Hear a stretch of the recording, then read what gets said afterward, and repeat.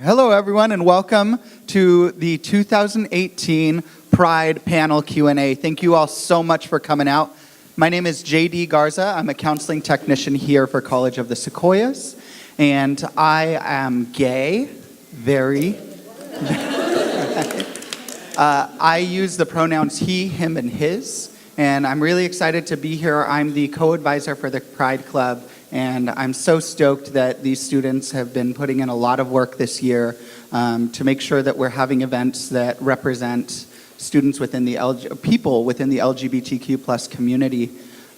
Before we get into introductions, I want to allow a moment for Kerrigan Wan to speak to something that's very important for the group here today. Hi, my name is Kerrigan Wan, and we just wanted to take the chance to speak about someone that we want to in honor of. His name was A.R. Rhodes. He is literally the reason that we are basically all here today. He has inspired many people. He was an alumni here at College of Sequoias, and we just wanted to take a moment to say that we miss him and that we're honoring this panel for him. So thank you for being here today.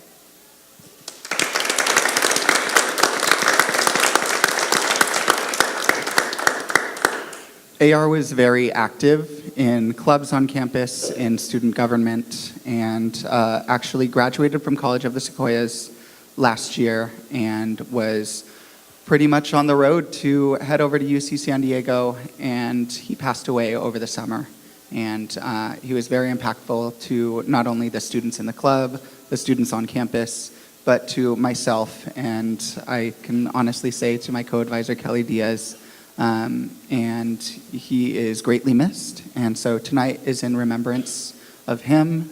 And as far as, I know that this is a Q&A, but please be mindful of the questions that we ask in regard to that. We ask that for the sake of this night that we not ask any questions about AR specifically, so that way we're not triggering anyone who is deeply impacted by his passing.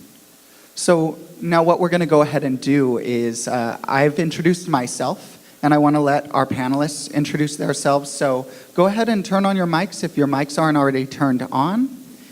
And what we're going to do, we'll make our way basically from here, that direction. I want you to say your name, I want you to say your major, and how you identify within the LGBTQ plus community. Hi, my name is Brianna Guerrero. I'm a sociology major here on the College of Sequoias campus. I'm pansexual and gender fluid. Oh, my pronouns are him, her, they, but these past few weeks I've preferred they pronouns, so. My name is Spencer. I am a trans male. I identify as pansexual as well, and my pronouns are he, him, his. My major is psychology, and I am currently on my way out of COS this semester.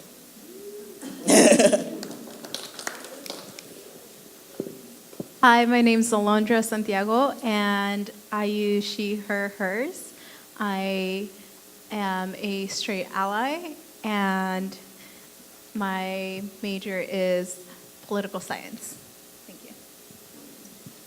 Hello, my name is Jenna Owens. I prefer she, her, they pronouns, and my major is in, I'm actually double majoring in criminology and psychology, and I am a lesbian. Hi, my name is Kerrigan Wan.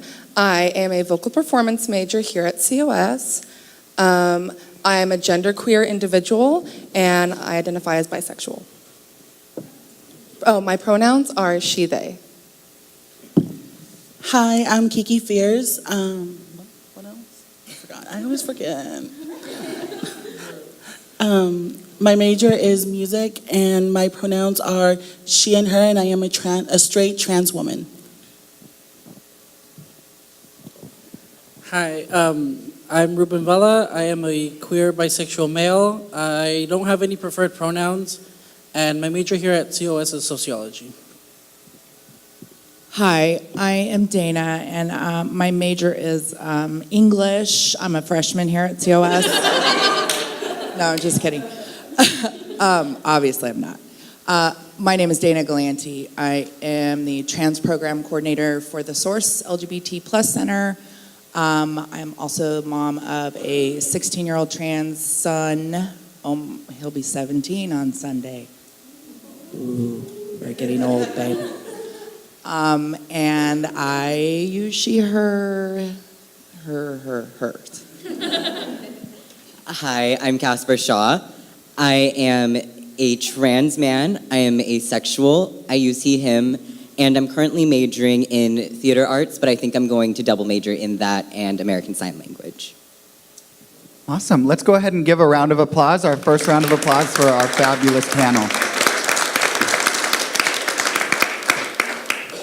Now, I want to talk to you about what this event is about, right? This event is called Pride Q&A Panel, right?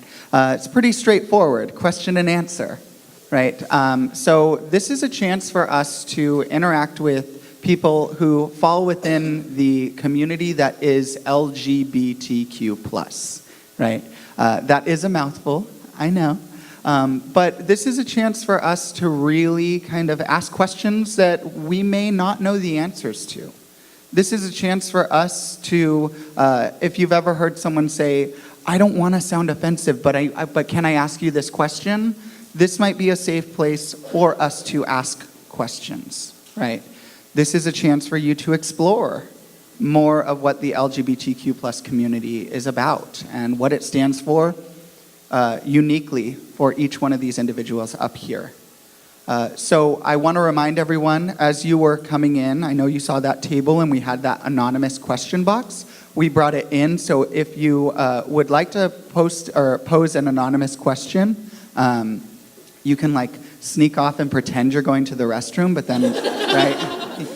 And then we won't know a thing, right? But aside from that, we also have a couple of volunteers over here that will, if you don't need to be anonymous, we welcome you to kind of raise your hand and ask questions. And we're going to wait to ask the question until the mic gets to you, because we are shooting a video and we are recording the audio based on the mics. So it's super important that we can get your voice on there as well. I do want to put this disclaimer out there before we kind of begin the questions. And that is that some of the questions that we might have in our minds might be super personal for the people that we are asking up here.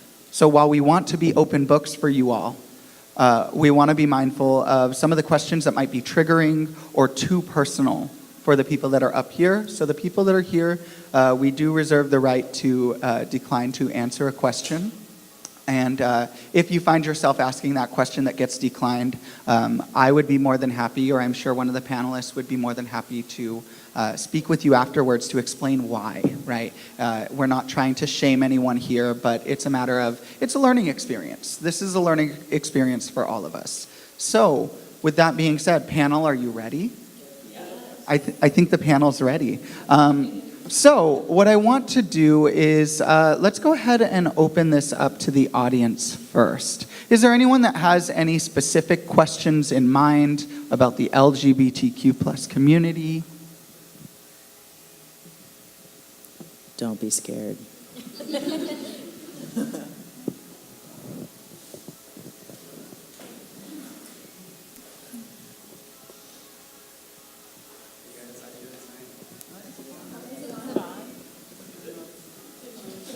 It is on. Oh, there we go. I have to like mumble into this thing. Hey guys, my name's Enrique. I am a straight heterosexual male, and I just want to tell you guys a bit about my first kiss. It was amazing. It happened when I was a sophomore in high school, and it was just a crazy, crazy time for me. Can you guys tell me a bit about your experience with your first kiss to maybe the people that you're attracted to now, and like what kind of emotions were going through your head when that happened?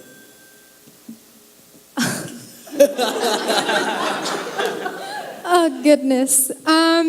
It's so weird because my parent is here, but hey, anything for this panel. So, My first kiss was with a male. And honestly, I think it really started me questioning. Because I hated it. I hated every minute of it. I didn't even like him. I How was long kind did it of, last? Like, It, was it just? it was like a quick peck, 2 seconds, but I hated it. It was like, because I was forced and pressured into it by my stepsisters because I guess that was the thing to do.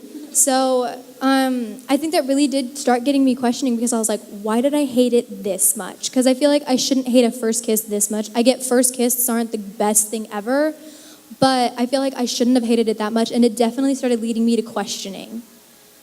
So yeah, that's my first kiss, and it sucked. Are we going down or like? Going down the line. So I'm trying to remember because it was a long time ago. And okay, so mind you, preface here. Trans male, so born biologically female. So my first kiss was with a male. But yeah, kind of the same concept of like, this feels strange. But that's when I ventured down the road to actually kissing girls. And that was a different experience that I had versus kissing one versus the other. And I mean, now I identify as pansexual. I currently have never been with a male in a very, very, very long time. So I can't speak on how I would be now, but for me, I view people just without that. So, but first kiss is awkward. Yeah, so I totally and completely agree just because my first kiss was really awkward. And I'm like, is this how you do it? So all these questions were going through my head. But like when, I guess, as you go on, you start dating, and I'm like, yes, this is it. And my first kiss was with the male. My first kiss was with a female. I was in 4th grade, and she was in 6th grade, so, yeah. And then after that kiss, and I'm like, yeah, I'm a lesbian. And that's how it went. My first kiss was also with a girl. It was 1st grade behind the library. And it just kind of happened. We were like playing volleyball, and then she was like, go over here. And I was like, okay. And then she kissed me. I didn't know if I liked it, so we kept kissing, and then I was like, yeah, I like it. Yeah. My first kiss was in 1st grade with a boy, and he didn't like it so much because it was like straight string, and I was like, and so I got chased around the playground because I kissed him and da da da da da. And then one time, a girl tried to kiss me, and I was like, ew, no, get away.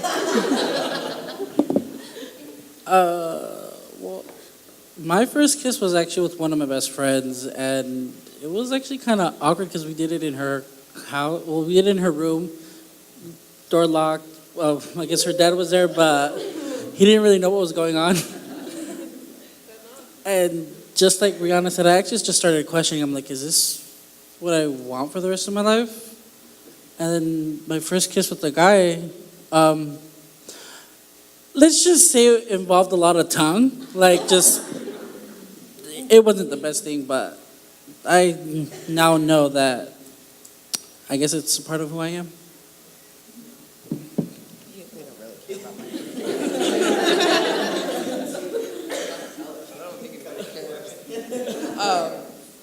I really don't think you guys care, but so interestingly enough, 1st grade also with a girl in the bathroom stall, and we had like girl parties in the bathroom. Like there was like 4 or 5 of us that would go in the bathroom and kiss. I don't know. I'm just thinking about this now. That's crazy. But then my first like real kiss was 5th grade with a boy. And I guess that's where it went. And there's my husband over there. That was my last kiss there. So I was not in 1st grade. I was actually a sophomore in high school, and it was just really unexciting. And that was with a boy. And I've kissed multiple genders, and every time I've been like, yeah, that was okay, sure. Most of them are my friends who are just like, do you want to kiss me? And I was like, yeah, sure, why not? And then we're like, cool. Safe to say things are heating up. Thank you guys so much, Thank Enrique. you. Awesome. We have a question right over here. Isaac, if you want to head that way. Okay, so some of you talked about being not sure about the person you were kissing, so is it Jenna with the white hat? Is that you? Okay, so you said when I had that kiss, I was sure and I knew I was a lesbian right away. And some of you had a story where you said, no, I had questions. And so that led me to think maybe the journey took you longer to realize this is who I am. Can some of you talk about that in like the varying time spans that it took for you to think, okay, this is who I am? Does that make sense? Yes. Okay. Okay, so I actually didn't come out until a year ago. So it was from high school that I really knew that I didn't know if there was something either wrong with me or that I just knew that I felt different. And how old were you when you had your first kiss?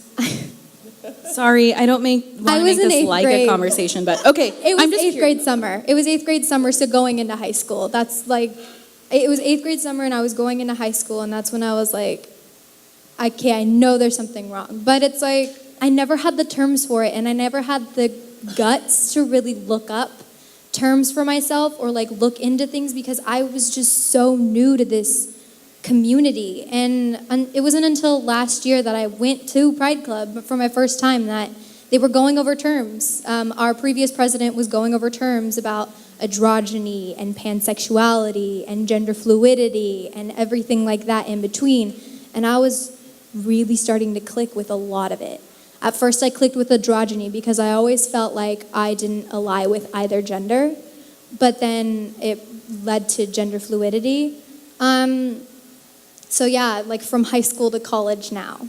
And it sucks that it took me so long, but I'm happy with where I stand now.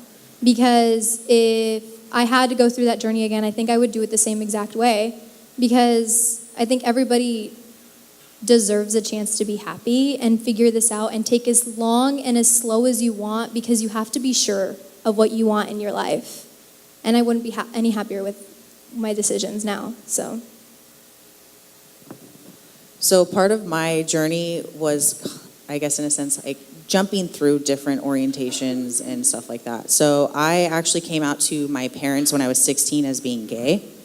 And then kind of from there, it was like, well, this doesn't quite fit here. Let me figure out more.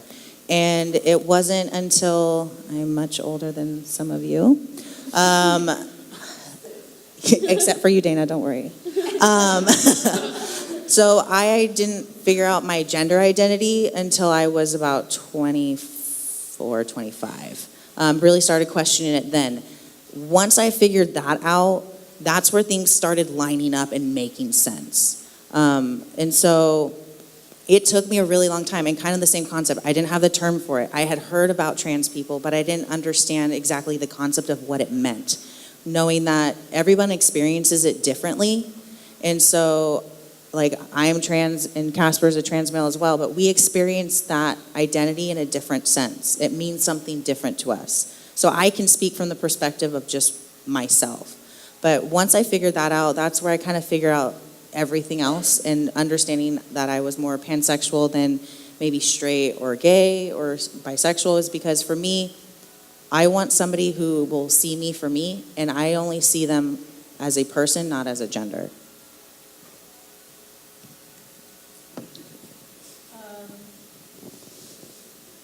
It was like the journey. Have you ever questioned? You also don't have to answer if you don't want to. Okay. I'm going to answer anyway, just because I think I'd been really fortunate enough to know that I was straight, like, I guess, right away, because I'm like, I know I'm attracted to male. And that's something that I didn't have to question, you know, and it's the norm, I guess, and it's like, by recognizing that privilege, it's like, yeah, I do have that privilege, and how can I use it to help other people? For me, I believe everyone knew before I even so I just had to say it. And after I said it, everyone's like, "Oh yeah, we already know." I'm like, "It's okay, we already know." And I'm like, "Oh, okay." That helps. My dad's just like, "Yeah, I knew it already." And I'm like, "Oh, okay."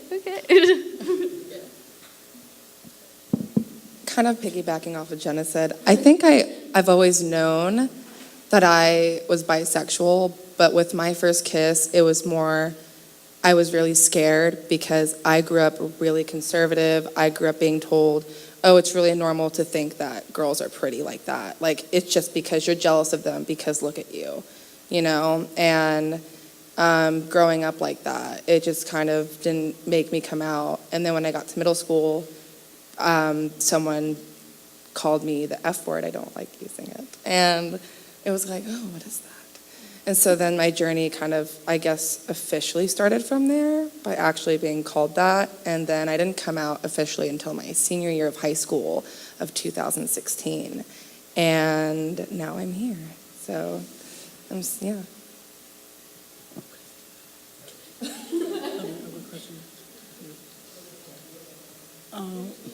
Oh, my journey.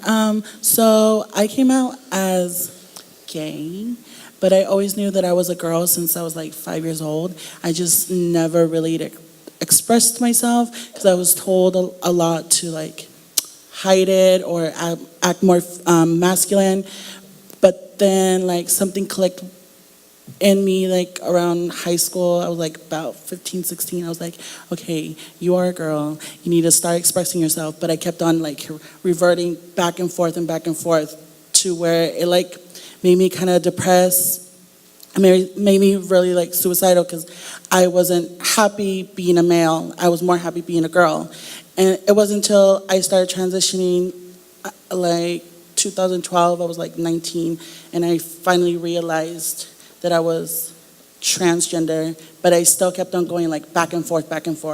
And it wasn't until I found drag, it's how it made me finally be the person that I always wanted to be. Because with drag, you get to be an exaggeration of yourself. So I started doing that, I started performing, and I was like, you know what?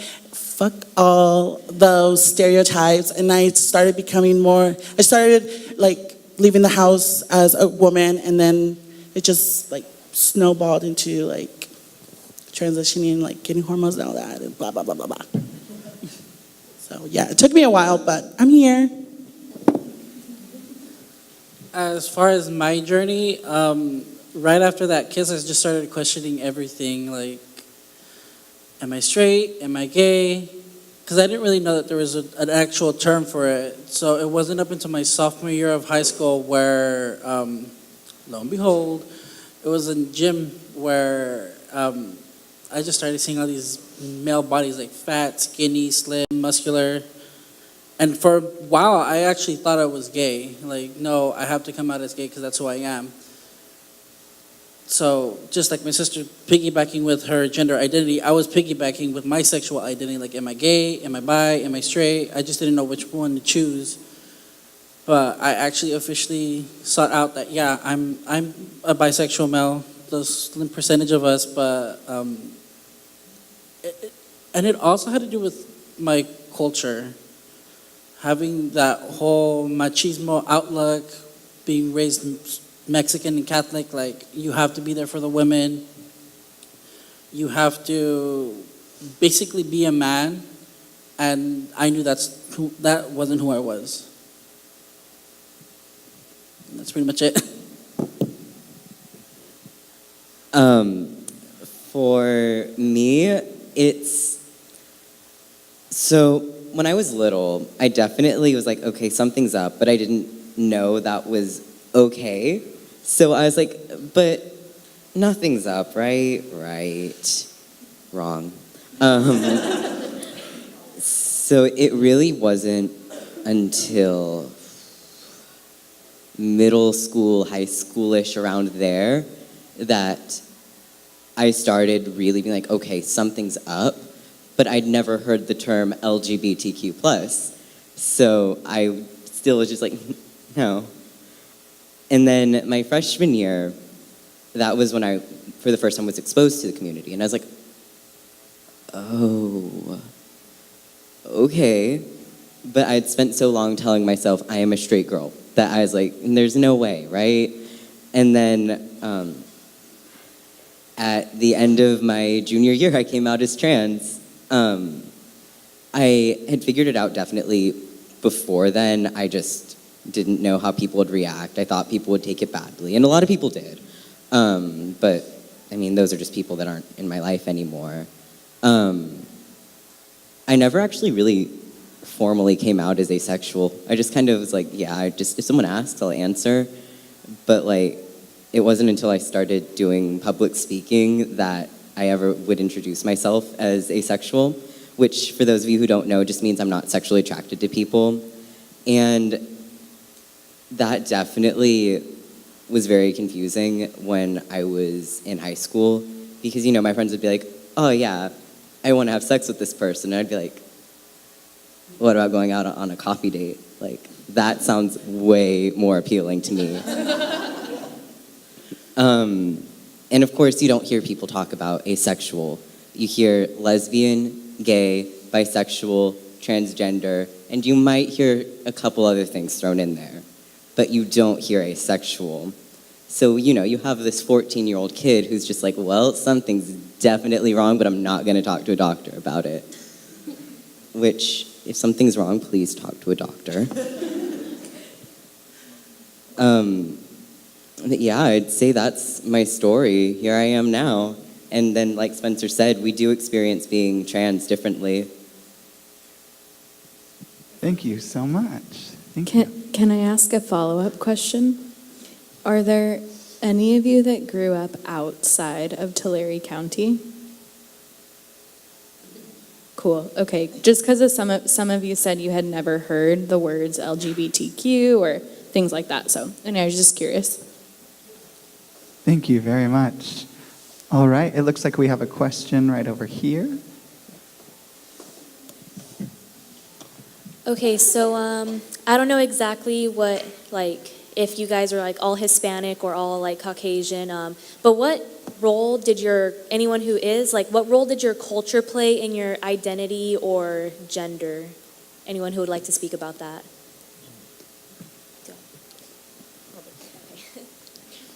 I'm honestly really scared to talk about it. Okay, I'm a little scared, but I think it needs to be said. My culture, just like Ruben said, it's machismo. There's a certain kind of need for specific gender roles.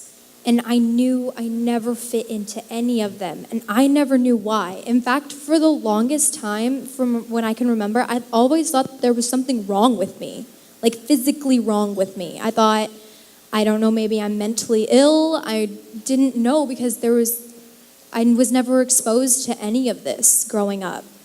But I love my culture. I think my culture is beautiful. I grew up in a Mexican culture, and I love it. I wouldn't change anything about it. It just sucked growing up sometimes because I did think that there was something wrong with me. But I know that my family loves me. And I remember when I did come out, I came out on Facebook, and all my Mexican side of the family really came out, and they said they still loved me. I mean, they probably didn't understand what it was that I was coming out as, but the fact that they can still be there to love me and support me and still call me theirs meant a lot to me. So, I mean, everybody's situation is different, and I know that I'm probably not going to have the chance to really sit down and talk with every single one of my extended family members, because, God, I have so many. But I know that they'll always accept me, because I was actually talking to a few of my cousins out in Kettleman City about it when I was out with them, and they said that they still loved me. I mean, they said that they couldn't fully understand, but all I'm asking is for a little bit, and that little bit is enough for me, because family is the number one thing in my life. and I wouldn't give anything up for them. So I'm happy with the situation that I'm in now. I'm actually really grateful that my grandmother is here, and it just makes me really happy that, that she would like come out and be here, because I was scared to come out for the longest time to her. But I know she loves me.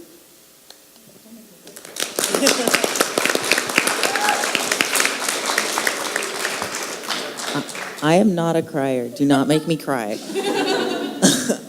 So I have a dad who actually is from Mexico, so I'm first generation, and then my mother is from here. It wasn't really pointed out to me until my mom actually pointed out to me, because she participated in a panel in class, that gender roles were not really pushed on us as kids. We got to kind of do what we wanted in a sense. And I never really truly realized that until she pointed it out, and then I could reflect back on my childhood and be like, yeah, granted, I went to church, I had to wear a dress. I hated that. But it was never those things that were expected of a female or of my brothers. It was never that you have to do that. So I kind of feel blessed in that sense that is like that. And for my family, like they've always, I think, have just seen me as me. Unfortunately, I've not been able to see my Mexican side of the family in years. But the day I do see them, I'm not really worried. I think a lot of them, we are connected through social medias and things, and I know they know that I'm trans and stuff like that, and they've been really, really accepting from what I've seen. But I think honestly, and it's not that I've seen hate from my other side of the family, but I feel like because they live here, not in this town specifically, but my extended family, because they have maybe a better understanding, that there might be some silent, I'm not quite sure how I feel, but for the most part, my family is there for me, which is amazing.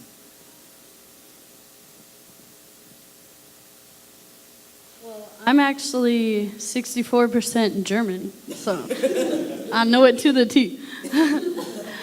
But I feel like my race and ethnicity didn't really have an influence on like me coming out.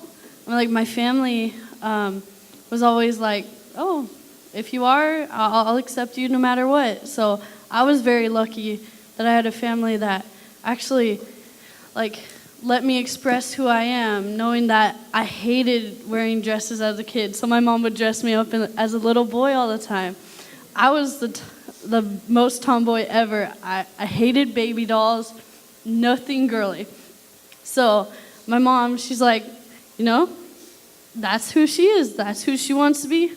Hell, let her be that. So I am grateful. My mom's right there, the beautiful one with the crazy hair. Yeah, and if it wasn't for her being in my life, I don't know where I would be. She gave me life, and she's my world. Yeah. Oh my God.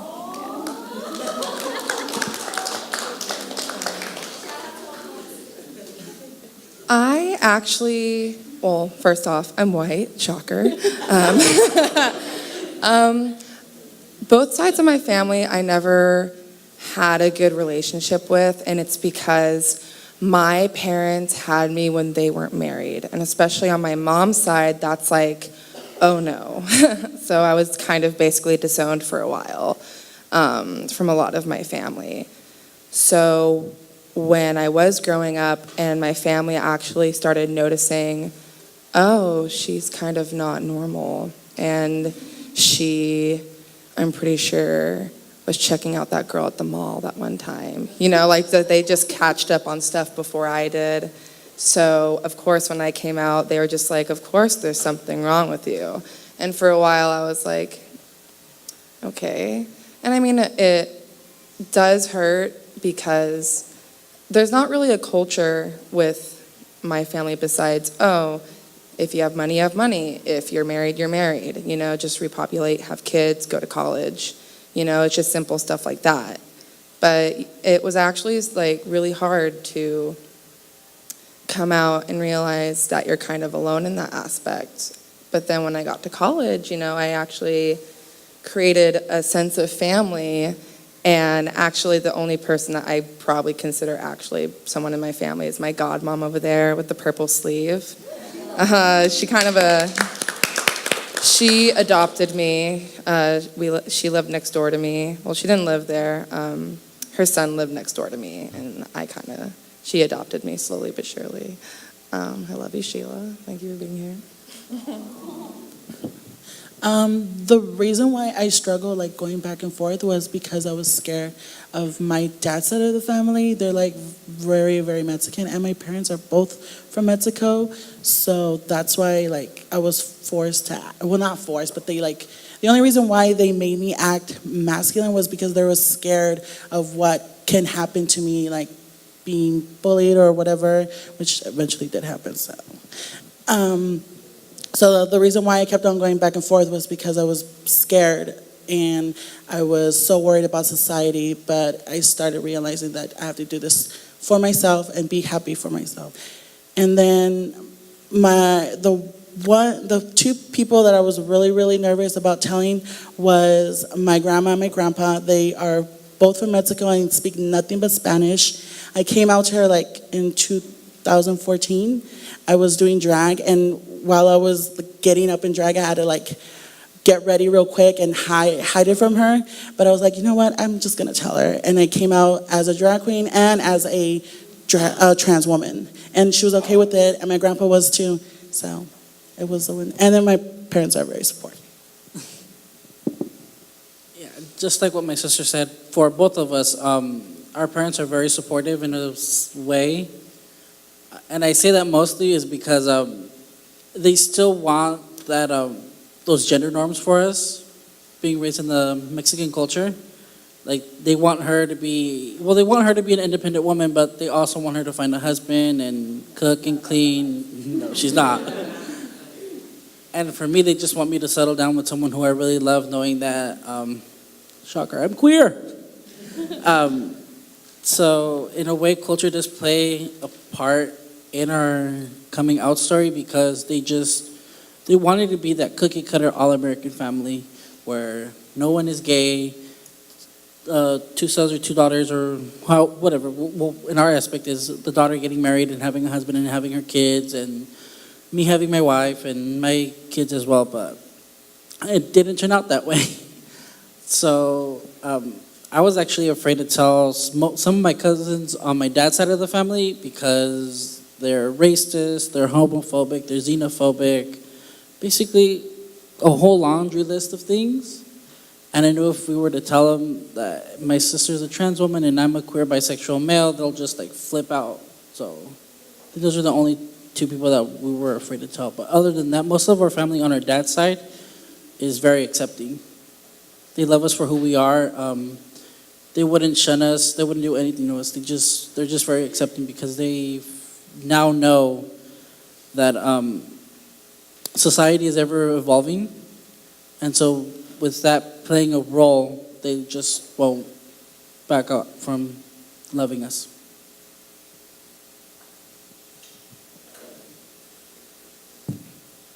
Okay, Casper wants me to talk about how I raised my son. Like Spencer was saying, we never forced either of our kids into gender norms. I rebuked all things pink. Lucas is our first child, and he had a blue room. Maybe that's what happened. Just kidding. Ha ha, trans joke. And we never, forced him. Well, I guess we did kind of like, if we went out to Easter or something and tried to get him to wear something nice, that was always a battle. And even if it wasn't a dress, just something nice. And for those of you who know Lucas, that's still the same today. And so I think that, and I see this in a lot of trans boys, is that, because our society accepts tomboys, they don't accept sissy boys, right? Am I saying that right? Okay. So what I'm trying to say is tomboys are acceptable. So girls can play with boy things. They can wear Converse and jeans, and that's all cool. Little boys in a tutu is shunned. And so I think trans females realize their transness much younger. They realize something's wrong because they're told that they can't do those things and they can't wear those things and play with those things that they want to, whereas trans boys are allowed to do that for a much longer time. And I think it's not until things start growing on them that shouldn't be growing on them that they realize that something's wrong. So I don't know that I think I went off on a tangent, but did I answer that question to your satisfaction? Okay. I just want Dana to be included. So, for me being raised, I'm white and Chinese, but I haven't really been super exposed to my Chinese side. Gender roles were never something I cared about when I was little or even now. I was like, no, I like this. I don't really care who it's for me now. And growing up, I mean, my family never really had a problem with my interests. I was just like, hey, I like this thing. And as long as I wasn't getting hurt and nobody else was getting hurt, like, it was fine. My dad's actually right there in the suit, so thank you for that, Dad.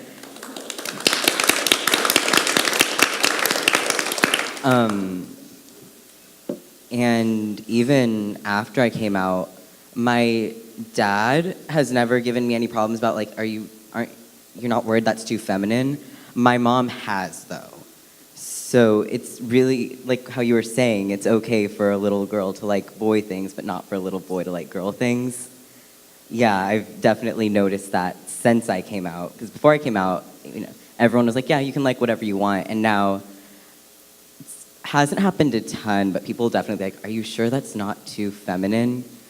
And and I get like, it's coming from a place where people mean well, but it's definitely very hurtful to say, because I'm like, no, I like this, like, it's okay, like, the only person this is gonna affect is me, so I'm gonna do me, you can do you. But the original question was about if ethnicity has had anything to do with our stories, and I guess the point of that was, in my case, no.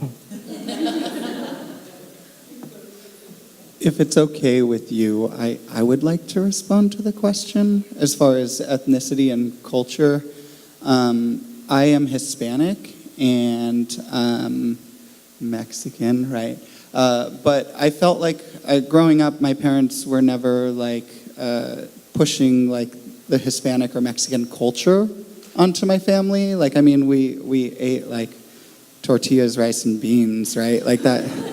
That was still a thing, but it was really like, it wasn't necessarily anything enforced in the household. I think that my family and a lot of our families are heavily influenced not just by our ethnicity or our race, but societal expectations. So even just kind of looking at, on a smaller scale, the Central Valley, right? On a larger scale, the United States, and thinking about how the media plays a role in that. And I think a few of our panelists touched on this a bit in saying that even though our family was accepting, right? Even though our family was accepting, there are those moments where our family plays into it, right?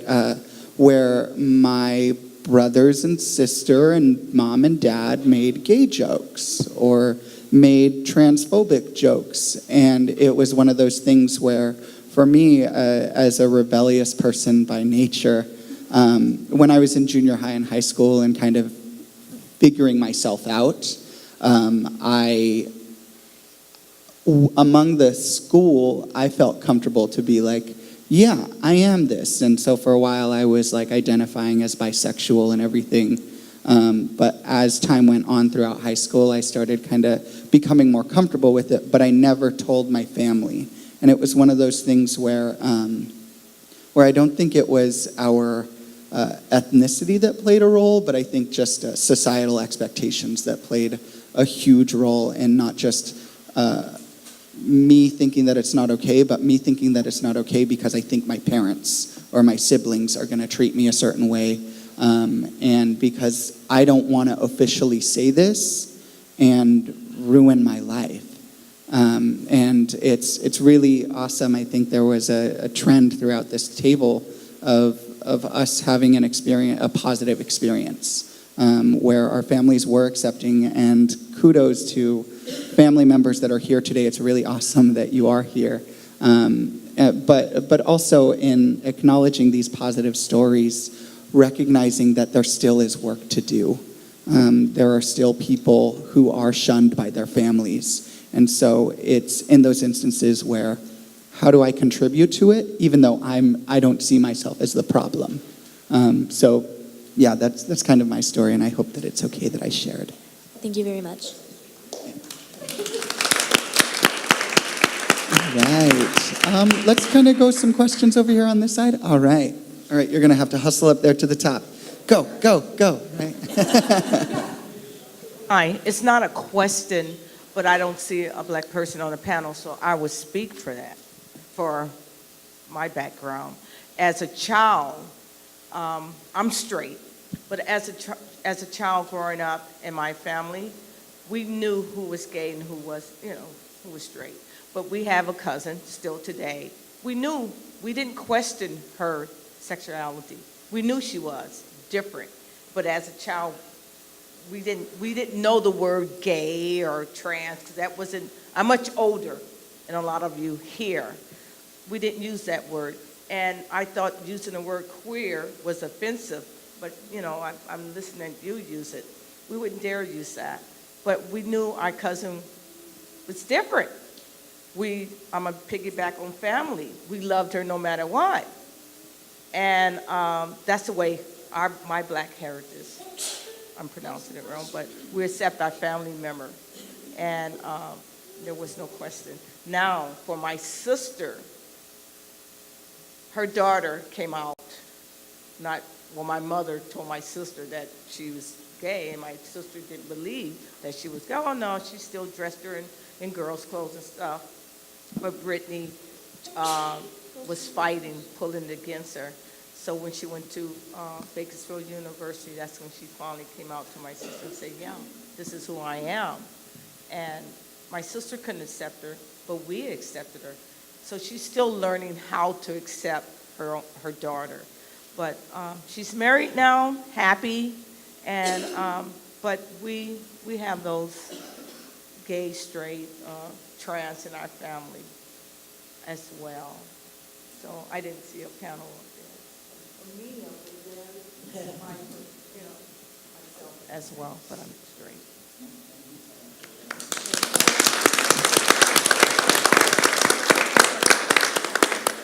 Okay, so in response to the queer, I know that's probably confusing for people that don't know, but the Q in LGBTQ is queer and questioning.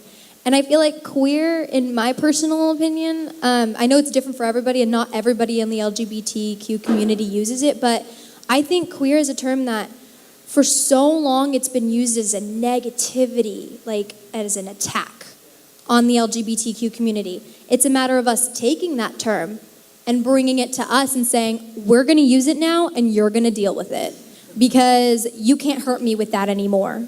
Yeah. And I think that's what I feel like queer is for us now. And that's why we've newly included it in LGBTQ, because it's also, queer can also be for people that are questioning and don't really have a label for them or don't know who they are, but at least they have a term for them in the LGBTQ community. And I think that's the importance of queer, for us at least. It's a matter of taking negativity and bringing it to a positive term and making it to where it won't hurt us anymore. And you can't hurt us anymore. And society can go suck it because they cannot hurt us anymore. Woo! Piggybacking off of what Bree said, queer, queer, some LGBT history. So during the gay liberation movement, queer was actually a term that was used because it was like bad to say gay, and a lot of the time there was a lot of hate going around because of the AIDS movement and stuff like that. So queer was actually a term that the LGBT community made to be expressive and to call each other, to be feeling part of a human community in a sense. So it was actually a term used for a positive light, in a sense. And then I don't want to say heterosexual community, but people against that, homophobic people, thank you, used it and turned it into something negative. And so I guess that's why I'm saying, piggybacking of what Bree said, we're kind of taking the word back to how it's originally supposed to be used. And for myself, I just use it. I use it as myself as to label myself, because for me, queer, in my personal dictionary in my mind, I like to think that of it like I'm sexually and romantically ambiguous. So it's not used as a slur for me. It's used for me to identify and liberate myself from society today. And then going off of all of that, while I am personally comfortable with the word queer, it's very important to note there are still people who are not comfortable with it. I have a friend who, he's like, if other people use it for them, that's okay, but I don't want people using it for me. Because it is still a reclaimed slur at this point. And that does mean there are still people who are uncomfortable with it, and it can still be used hurtfully. Like, I'll describe myself as queer. Like, yeah, I'm fine with it. Because to me, if I'm using it, that means that someone can't use it negatively against me. So I definitely do understand where the confusion was coming from, because right now it is both. It's both a positive and a negative at this point in history. Yeah, I used to view it as a negative because when I was bullied for being like too masculine, people would call me queer, and like I thought it was a negative term, so I just associated it to like all the people that bullied me. So I'm like, right now I'm okay with the term, and I've come to like approve of the term and like it in a sense of LGBT community, but it always has that history of like all the people who bullied me saying that to me. Awesome. Thank you for bringing up that comment and expanding a little bit more on that. I hope that was useful for you all. I think it might have been, right? What I want to do, I know some of us still have some questions, but I know some of us did write in some anonymous questions. So I want to ask Isaac to pick an anonymous question out of the box. I don't know why I'm talking like that. I want to ask Isaac to pick an anonymous question out of the box. That's what I meant to say. And then Isaac is going to read it out loud for us. All right, so this one says, any issues with self-harm or suicidal thoughts? If so, what helps?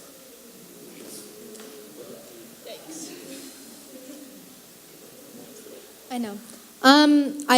I do want to skip, but I'm not going to, because I think it's an important topic to talk about. I've been through 4 therapists. I'm not afraid to admit it. My 5th one that I finally went to, I wanted to go to.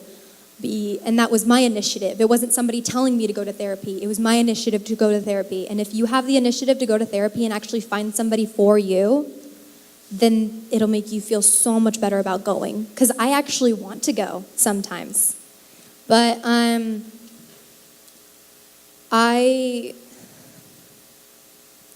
I was very suicidal in middle school and high school because, like I said before, I've always felt like there was something wrong with me, and my high school was honestly a battleground, and it sucked every day to go. I only had a few friends that had my back every day, but even then, they couldn't help me with the fact that I was different. I will have you know that just because the LGBTQ community has this notion of people are suicidal in it, I'll have you know that I stopped the second I became a part of this community. I was stopped. I've been stopping for a year, and I've never been more rehabilitated and more happy than I have been in the LGBT community, because I don't think people understand that there's a positivity. It's not just the negativity that you hear in the media, that there's suicide rates that are crazy, there's suicide rates and homeless rates that are insane. And it's like, you have to realize that there's those rates, but then there's also people that are so happy with themselves in the LGBT community. And I'm one of those people. I stopped because I became a part of this community. And I think it's important for people to understand and know that it can happen. When you finally come to terms with your true authentic self, I can't be any happier. I'm my authentic self. I'm playing me. Society no longer has a say in what I want because I don't let it. And I think the LGBT community has really taught me that.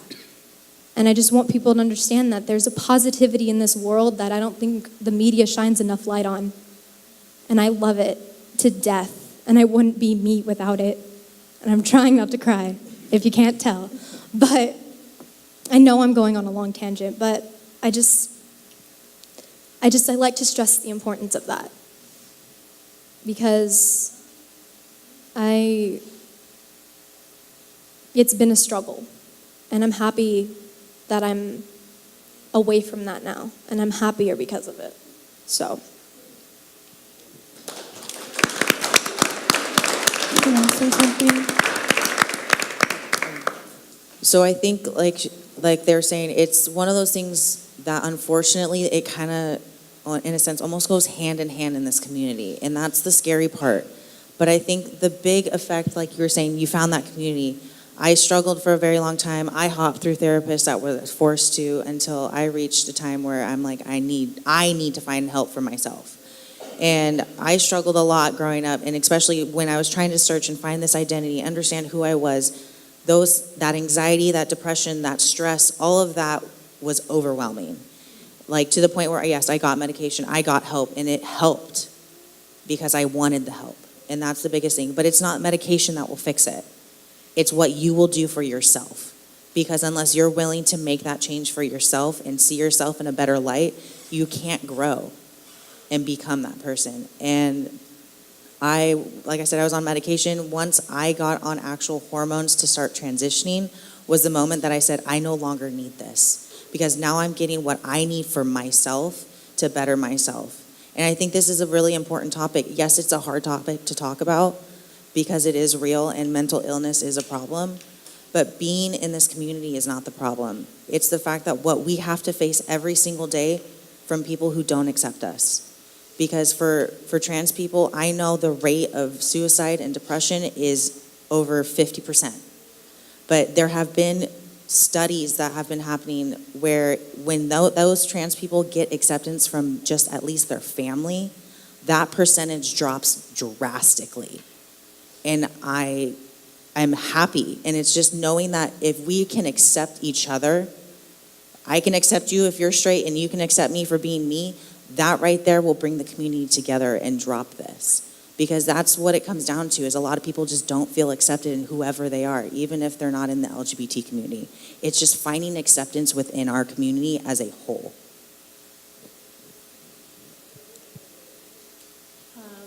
So I'm just going to piggyback off of what you said. I think what makes a really good ally is being open-minded, but also accepting of others.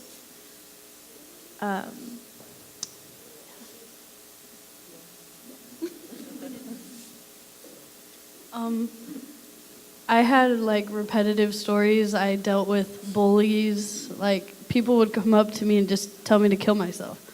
So I would come home crying to my mom and be like, should I just die? I'm like, is that gonna make everyone's life better? But it was having people to talk to, like my mother, and like even teachers. I would go up to teachers and be like, should I even live anymore? And for them to like say, yes, I matter, and everything. It's just having someone to talk to and to say that they love you. It's just amazing.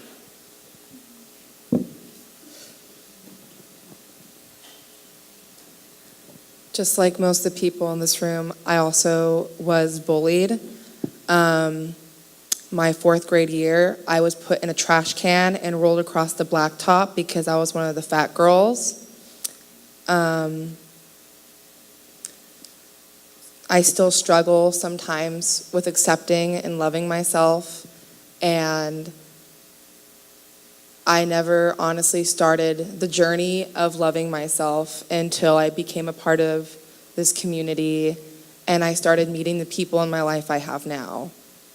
Because I never felt a sense of home or love or care until I finally became a college student here and met the people in my life now. And what I've learned as an individual is you can get all the help in the world and you can take all the medications that they tell you to feel better. But like Spencer said, like the only person at the end of the night who is going to tell yourself you are enough and that you're going to be okay is yourself. And when times are hard and everything is crashing down on you, you can't give up. You just can't. Because one day you're going to make the biggest difference for someone else if not yourself. So I think at the end of the day, we just have to remember that we are enough. And no matter what we face as a straight person, as gay, or as anything, or anyone, you know, like you have to love yourself and you have to be there for yourself. You have to. And we just have to be strong and resilient. And it's not easy, but I promise you, like once you wake up out of bed and you tell yourself that you are going to make a difference and you're going to make the world a better place, you will. Because life is too short to not love yourself enough like that.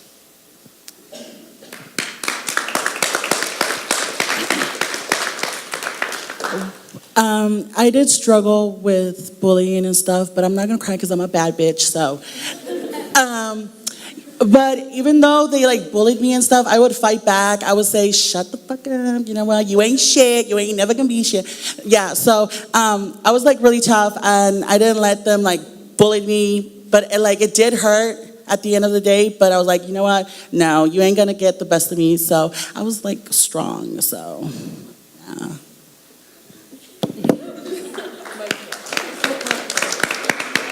My sister, ladies and gentlemen. For myself, it was mostly fighting off those internal demons, like just struggling to find who you are on a daily basis, trying to pick an identity. It really eats away at you. So just piggybacking off what Kerrigan and Spencer and Brianna said, that the only person that you need to show or prove to people is just to be your true authentic self. Because I'm actually going to say a RuPaul quote, but if you can't love yourself, how the hell are you going to love somebody else? Can I get an amen? So before I start talking about things, I just want to say if this section of the panel has been too heavy for you, or if what I say starts to be a little too much, it's okay if you need to step outside for a minute, because I don't want anybody getting overwhelmed or being triggered or having a panic attack or anything, so just please put yourself first. And I'm going to be very honest with you guys about things. I was self-harming for years. And for not all, but a lot of those years, I was also very suicidal. And I never actually attempted, but I came very close on several occasions. Some of that was related to my gender and sexuality. Some of it was other factors. I've been through a lot of abuse of various forms, and so that did a lot to my mental health and still affects me to this day and very likely always will. It's just really learning how to cope with things. During my junior year, I hardly went to school, and I got very good at pretending to be sick. I actually wasn't going to school because I just didn't have a will to be alive, let alone actively engaging in things, because for a long time, I've been really involved with things, even more so now because that's something that I personally find very helpful. But even though a lot of those things I was involved with were theater, I just couldn't keep acting.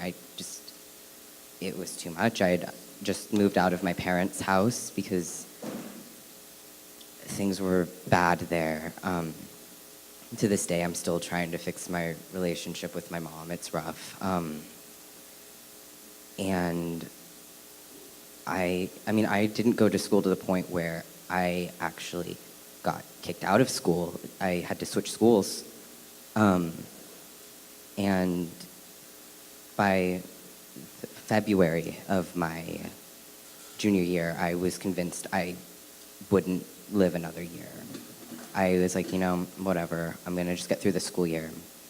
And then that summer, I actually auditioned for my favorite musical, Rent. And I genuinely do call that the show that saved my life because I really didn't have friends.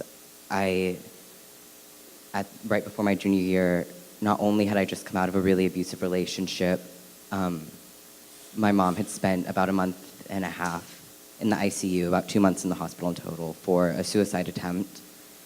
And I just wasn't in a good place. I wasn't making friends because I was really anxious and depressed all the time. And so, going up to him like, hey, how are you? What's your name? Was not a great idea. And so I was like, okay, I saw auditions for that during West Side Story. And I was like, okay, I wasn't really planning on sticking around that long, but I have to do Rent. And my closest friends to this day, most of them I met there. I wouldn't be talking to you guys right now, probably, if it wasn't for that show. And not everyone in the cast knows how much they've done for me. Some of them do. I've had that conversation with some of them and been like, hey, I just wanted to say thank you. These people here are all very dear to me. I wouldn't have met any of them if I hadn't decided, I'm gonna just audition for the show. Why not? I wouldn't have come out as trans. They were all very supportive of me, and that's what made me decide, I think I'm gonna fully come out. I was out to a few people. It's just, I want whoever wrote that to know that things are rough. I know, I really do. But there really are people out there who care about you, who are gonna listen to you. And I know that it's really easy to hear that and just think, okay, yeah, maybe for other people, because that's what I thought. That's really what I thought. But if you haven't already found that support group, you're going to. I know staying busy is what helped me, because yes, distractions are very good, but you also do need to face things. Things don't just go away. Don't bottle things up.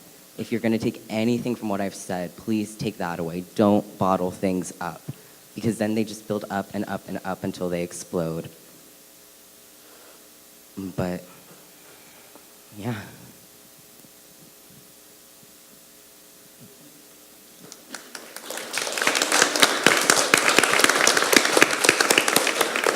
So just real quick, on the end, to end this with that statement is, I challenge everyone on the panel, in the audience, everything, go home, look in the mirror, and say one thing you love about yourself.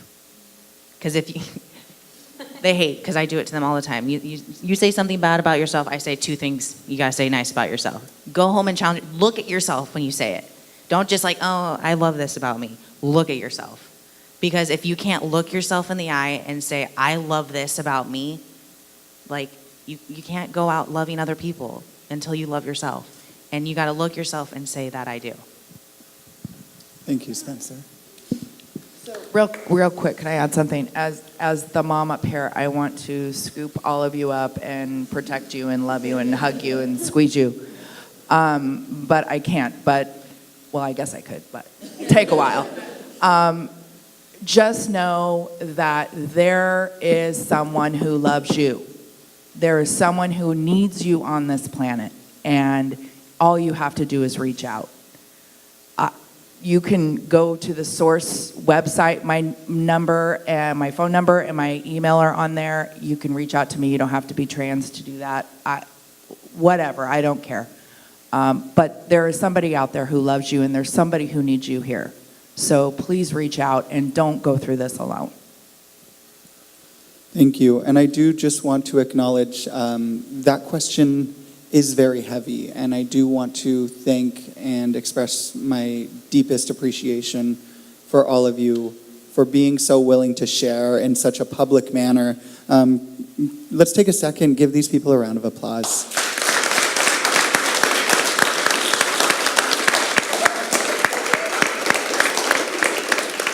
So, and to extend a little bit more, for those of you that are students here at College of the Sequoias, there are mental health counseling services that you pay for when you become a student here. There's a $19 health center fee. Every single one of you pays for it. Even if you didn't go to the cashier's office, if you're getting financial aid, it paid for it, right? You have to pay for it before you enroll in your next semester's classes. This is a service that costs a ton of money for people that are not going to school for their health insurance. And this is a service that's covered for you for literally only $19, among other things, at the health center. So if you ever need that service, please know that the health center is available there and can help you out. I believe we have a note card over here on this side that we can go ahead. Hey, I get to talk. Okay, the next question. It says, how involved are you in the LGBT community? Ooh, very. I recently started volunteering at The Source, which is the local LGBTQ center in the Tulare County. They're actually expanding to Hanford, and I'm helping with that. So hey, woo-hoo. Super excited about that. Kings County, get ready to gay up.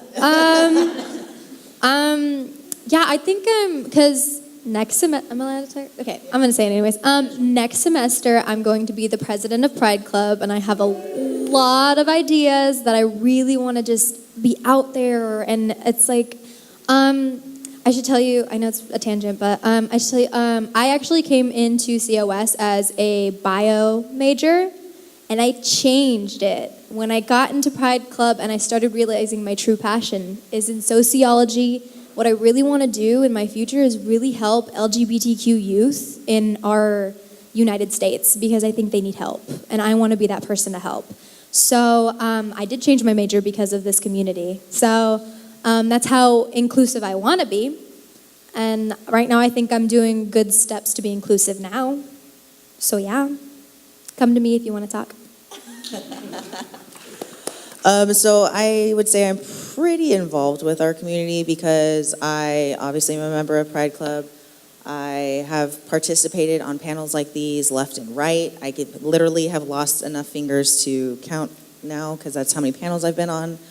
I also am a volunteer at The Source, and via text message, I officially am an assistant trans program coordinator for The Source.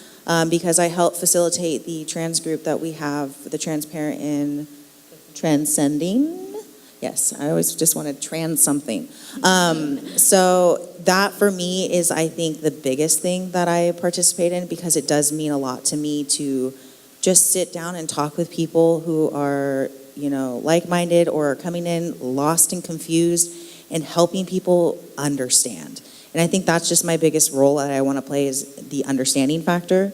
In my career choice, I am a psych major, so I'm hoping to get a career where I can help people who are in transition or wanting to transition or maybe thinking about it, because it is a big step in your life, and having somebody by your side who can understand you and get you through those steps, I think, is really, really important.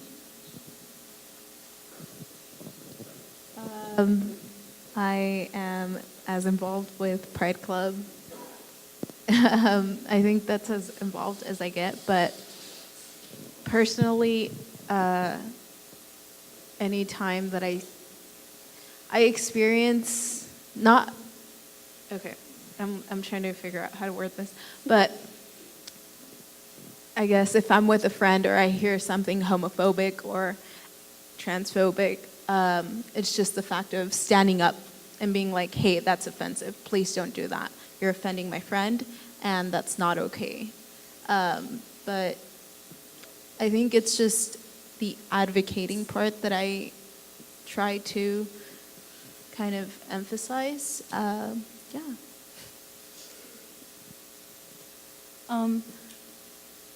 In my old high school, I was helping with the Gay Straight Alliance club.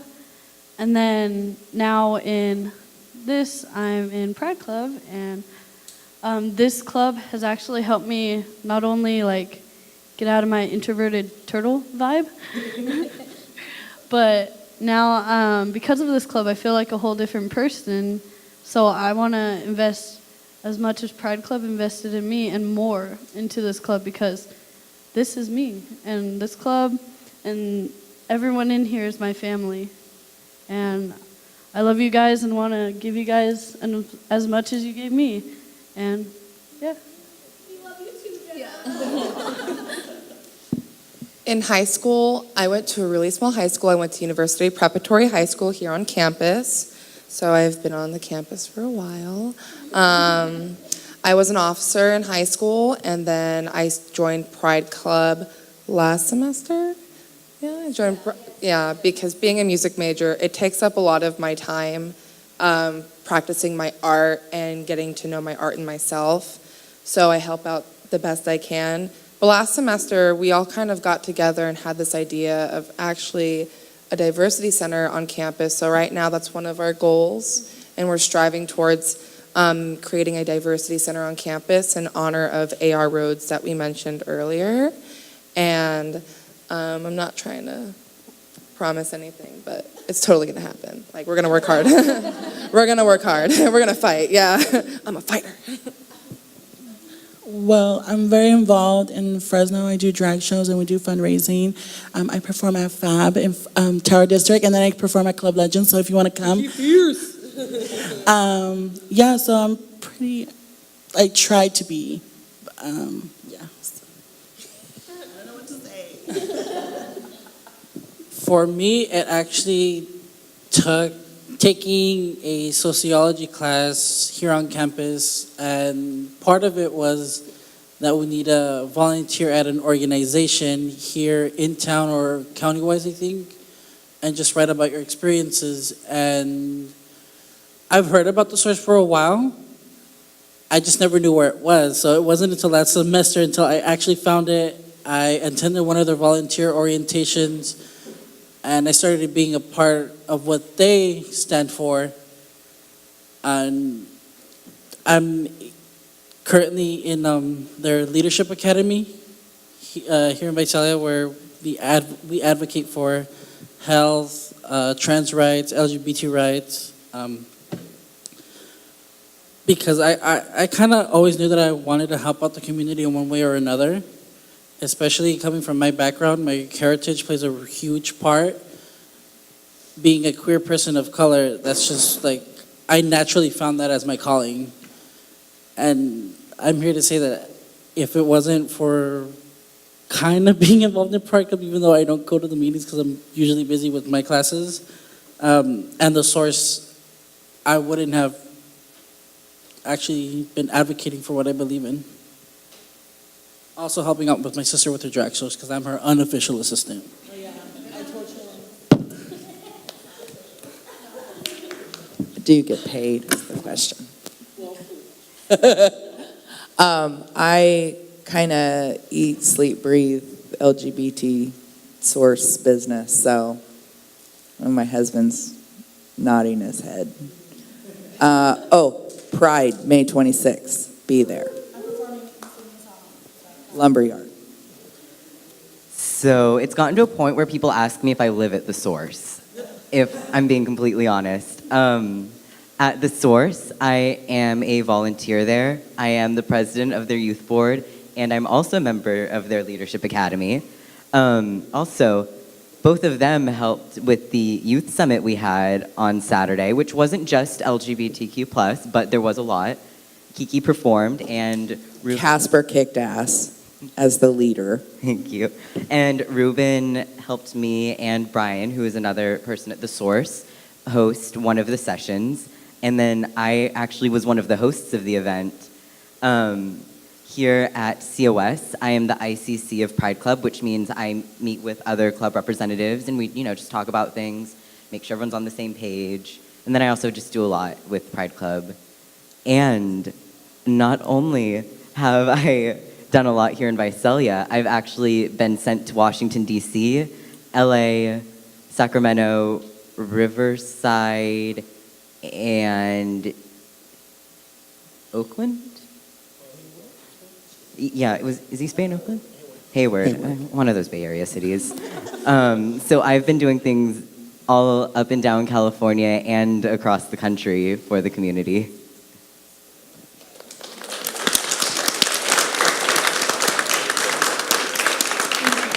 No, I do want to mention something. As far as being involved in the LGBTQ plus community, you don't have to be one of the L's, the G's, the B's, the T's, the Q's. You can be an A, which stands for ally, right? And you can be as active as you want, right? Active literally means going and coming to events like these, or active can mean going out with your friends, like to go and watch Kiki's drag shows, right?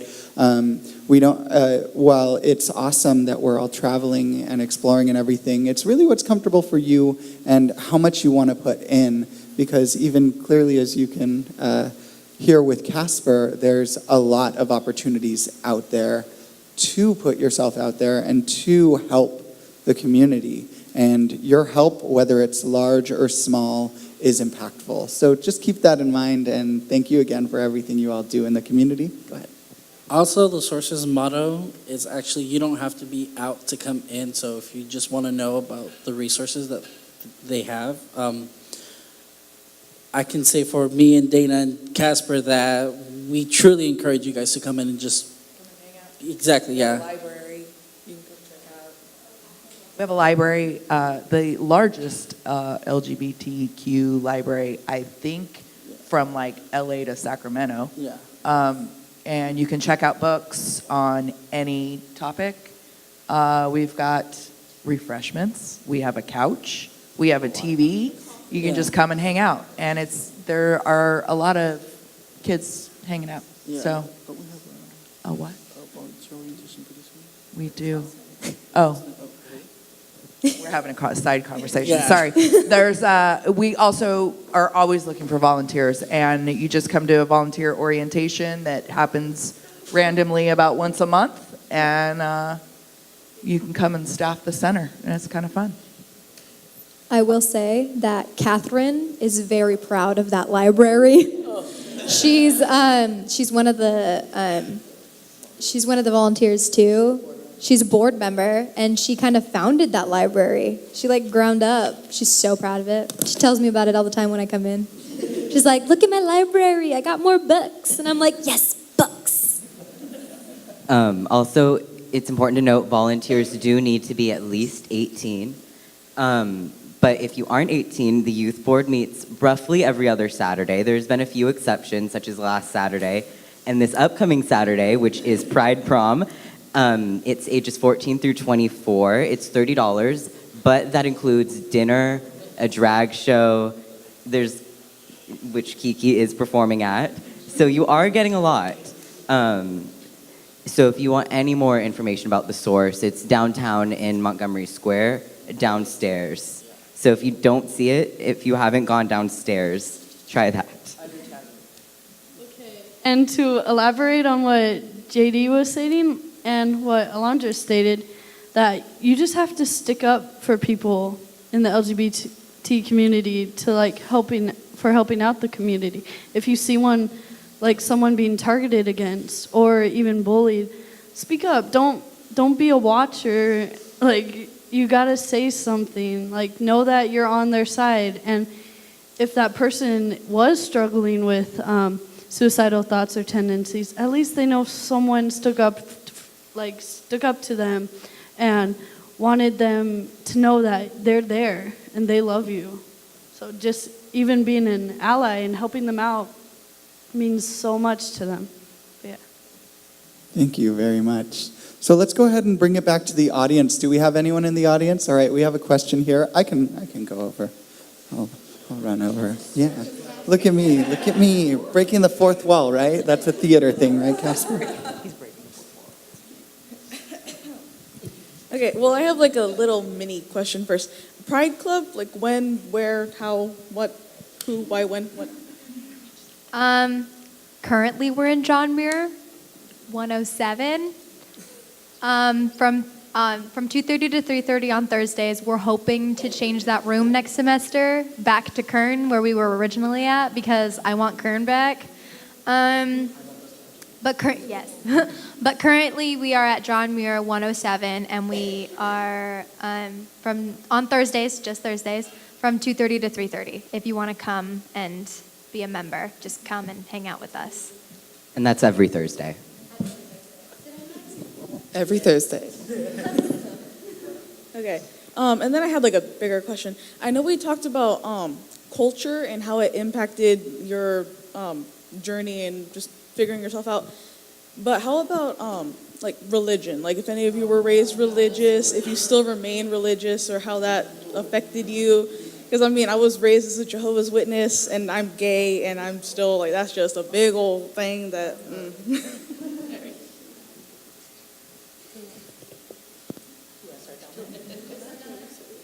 Okay, I guess we're starting down here. So I was not raised in a religious household, but there have been religious people who have decided to use their religion as a weapon instead of its intended use.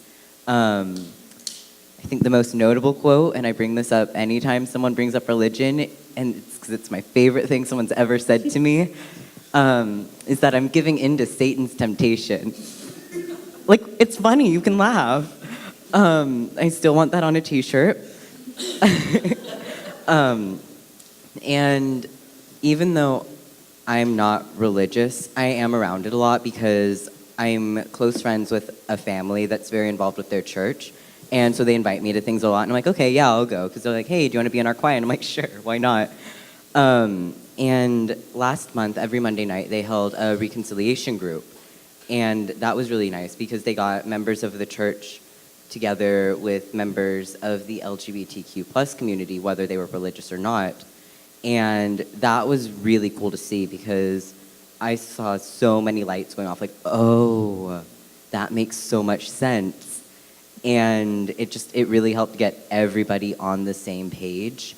And everyone took away a lot to help prevent the spread of hate because religion doesn't need to be a hateful thing. Like, that's not its purpose. Even though I'm not religious, like, I have a lot of respect for people who are, because I'm like, that's really cool that you're able to find faith in something that I can't. But yeah, it's definitely, as I'm sure you're gonna hear, a lot different when you grow up with religion versus just people using it against you when you're not religious. So when my son came out, he, first it was in the family, and then he asked me he was afraid to go outside, basically, because he didn't know who he was going to run into. Is he going to have to explain his situation over and over and over again and correct names and correct pronouns? So he asked me to post on Facebook and do it publicly and get it over with. So that's what I did. And I will never forget that night. It was the craziest night ever.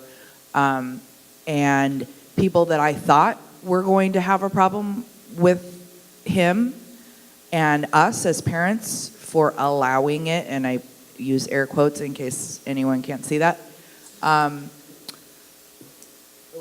The people that I thought, because of their religion, were going to have a problem were open arms. Like, we love you, we love him, and whatever his journey is, we're with him.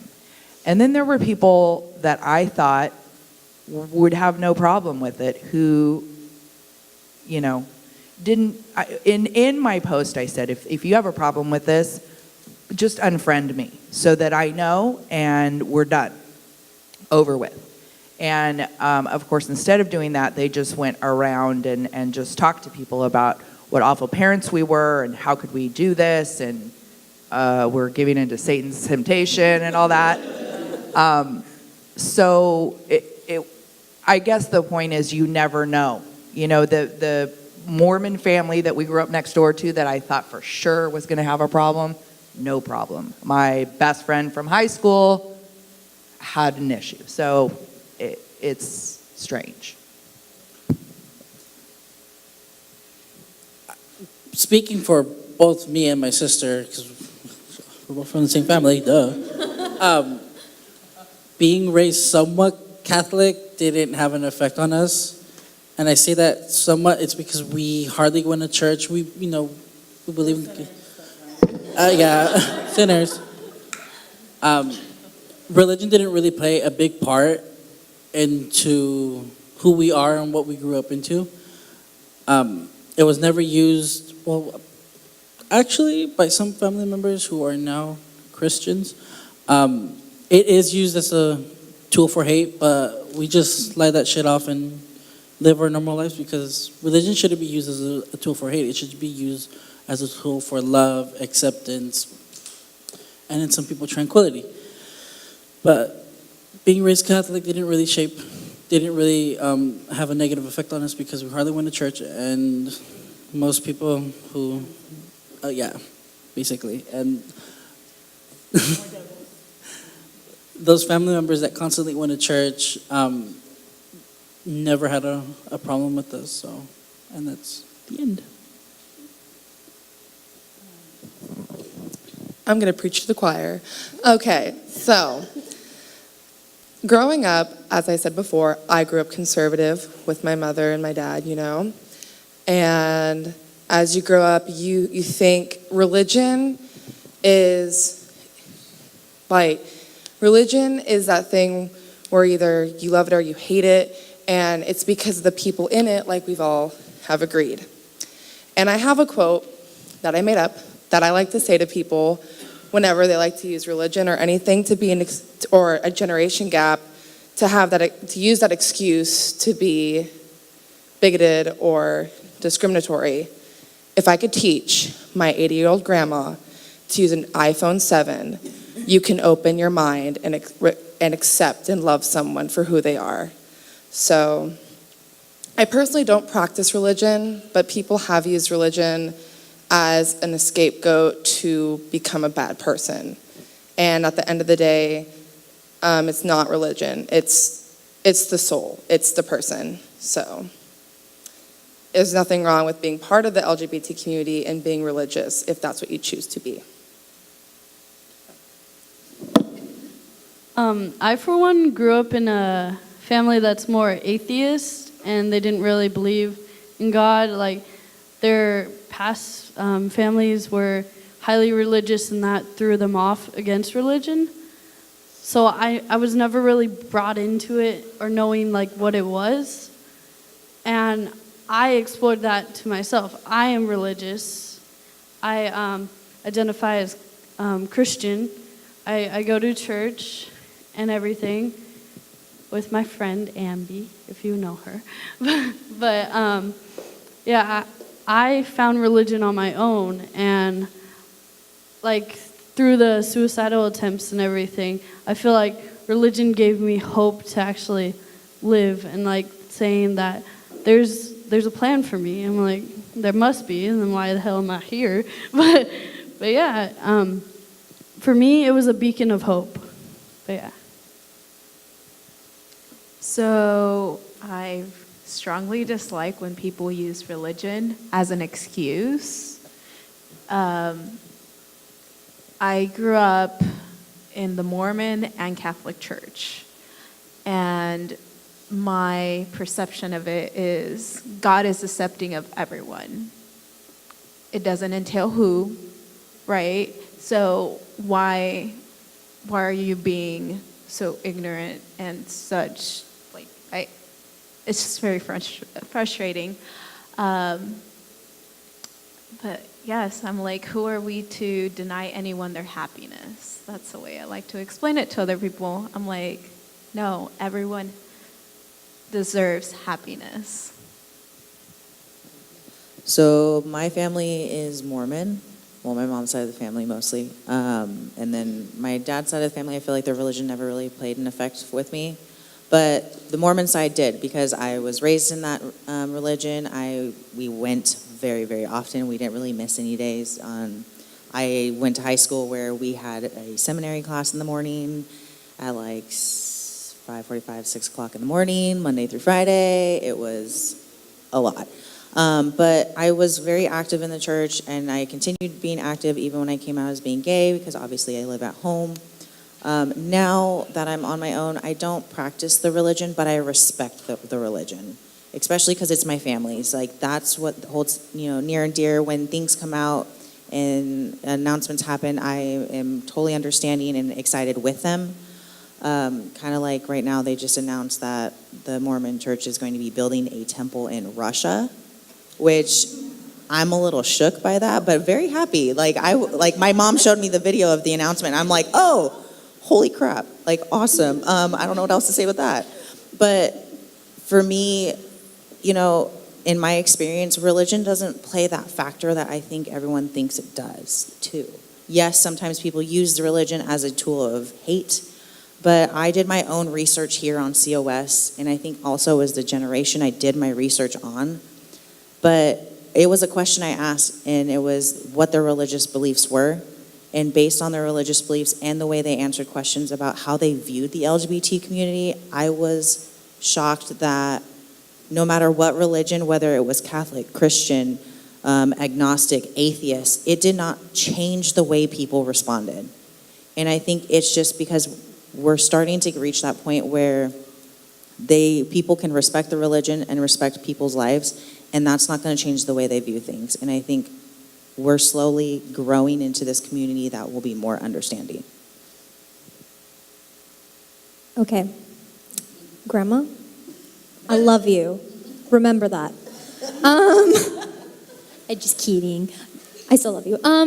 So I don't think I'm very religious, but I don't hate religion. I think religion is actually very beautiful and amazing, and I love it because there is one thing that I've learned from religion that I've kept with my whole life, and that is love. Love one another. That's the one thing I've held with me my whole life, and it actually has a lot to do with my pansexuality, is because of that. It has a big chunk of it. But I'd say I'm more spiritual. Not really religious, and that has actually nothing, my decision on my religion has nothing to do with me being involved with the LGBT community. I would like to say that I actually despise the fact that people think just because you're LGBTQ means you can't be religious, because that's bullcrap. It is. I know many of people that are in the LGBTQ community and are religious, and I love them for it. It's the people that use religion as hate, not religion itself. And I've always known that. And I'm like, if you use your religion and hate on me, I know it's not the religion talking, it's you talking. And that's just you being ignorant. That's as simple as that. But it actually has to do with the fact that so I lived very close to my grandparents, and my grandparents were very religious. I went to Catholic school, I did baptism, I did my first communion, all the shebang. But it was, they were right next door. So it was like that one thing that was a part of my life. And I didn't hate it. I mean, I hated being forced to do something because that's just my personality. I don't like being forced to do things I don't like. But I didn't hate it. I liked the things that I learned. Like I said, I kept a few things that I learned. It was actually after the divorce and moving that really kind of stretched that away from me, because I wasn't around my grandparents anymore, and my mom's not really a religious person, and she's never really grown up religious, I don't think. No? Yeah? Whatever. But my dad kind of sucked at keeping up with his religious beliefs. He never went to church after the divorce. I do think that has a lot to do with my stepmom, but that's personal. But I mean, my dad really, he was the only Catholic person that I had to go to because I was so young during the divorce that I didn't know how to talk to anybody about it. And he kind of just sucked at keeping up with that religious thing. So it's like I wasn't going to church on Sunday anymore because he was too busy. And so I think that has a lot to do with me not being religious anymore, not me being a part of the community. And I think that's important to differentiate because, like I said before, LGBTQ, you can be a part of the community and still be religious. But yeah, it has more to do with personal things rather than you being actually a part of the community. And I think that's a very stereotype that people need to disassociate with because it's not true. That's why it's a stereotype. But, so yeah, I love you. Awesome. Give him a round of applause. Do we have any other questions from the audience? All right, I'm going to come right over here, and I'll just... I was wondering, how is your sexuality determining your career? Determining my career? Okay. Like I said before, I was a bio major coming into COS, but me discovering myself and discovering who I am and realizing my true passion of wanting to be an advocate and helping people made me change my major to sociology. I don't have a career yet in it, but I know the career and the pathway that I want to go for it. Like I said, I want to advocate for the youth and LGBT community in the United States because I feel like it's needed. You should see, I've been to the HRC, which is the Human Rights Campaign, and they have a map up that is like there's a lot of gray, but then there's yellow, and it shows the yellow is the ones that the states that have non-discriminatory laws against LGBTQ, so they're not allowed to, and then the gray is allowed to. They're allowed to discriminate based on sexuality and gender, and I wanted to change that. When I saw that, I wanted to change that. And that has a lot to do with the fact that now I'm who I am and my sexuality, so. So I've hopped around a lot with like, I'm going to do this career, I'm going to do that career, I'm going to go over here and do that. And so in my college career, I think I've changed my major 3 times.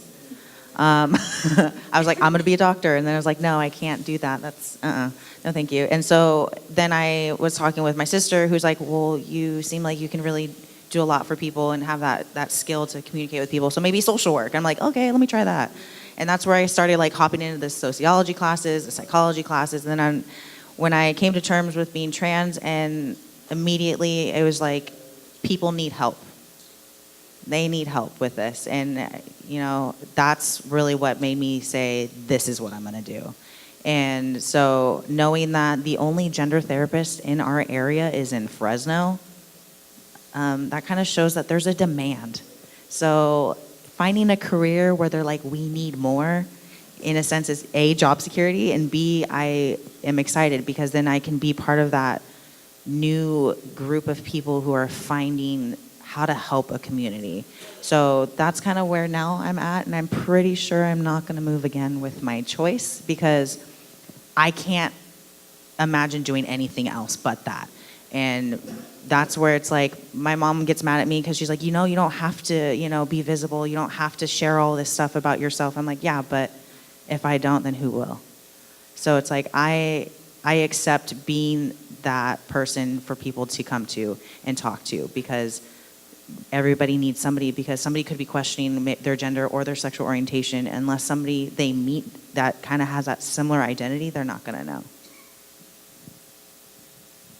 Are you going to fight for us with political science? Of course. So I want to become a civil rights lawyer, and with civil rights, it can be very broad. So I love advocating for people and helping people, and that is my passion. And I seek helping people through becoming a lawyer and being like, hey, you have a voice representing you, and I will fight for you. Well, before this, has anyone seen the show Criminal Minds? I wanted to be a criminal profiler. I wanted to figure out who the criminals are. That's why I'm double majoring in criminology and psychology. But because of that, and because of, like, I am a part of the LGBTQ plus community, I changed it. So I'm like, it's still in like criminal profiling, but I want to work in the special victims unit and helping people who like have been either sexually assaulted or have a hate crime against them. I want to put the people that did that, like bring them to justice and like no hate crimes anymore. But yeah. So when I was growing up, I actually, for a little bit, wanted to be a park ranger because my favorite animal was a chipmunk, and the chipmunk can fit a lot of food in its mouth. And I was like, same. But I always knew I wanted to be a professional singer. So right now I am a vocal performance major at COS, and I can't picture myself doing anything else. And there's a lot of either straight women or queer or gay men in choir predominantly. There's not a lot of queer women that you see. And so I kind of want to break the glass ceiling or the boundaries of that, being that queer woman in choral music and in the music world in that sense. And sometimes it's weird because it's like, can you be a woman that is queer and be part of a choral community? And for a while, like, I know it's like, that's a weird question because it's choir. You know, you would think otherwise, but you'd be surprised what I have encountered in my past. But I'm happy to be where I'm at. I'm very thankful. I definitely think I'm going to be changing some things one day with me and being who I am.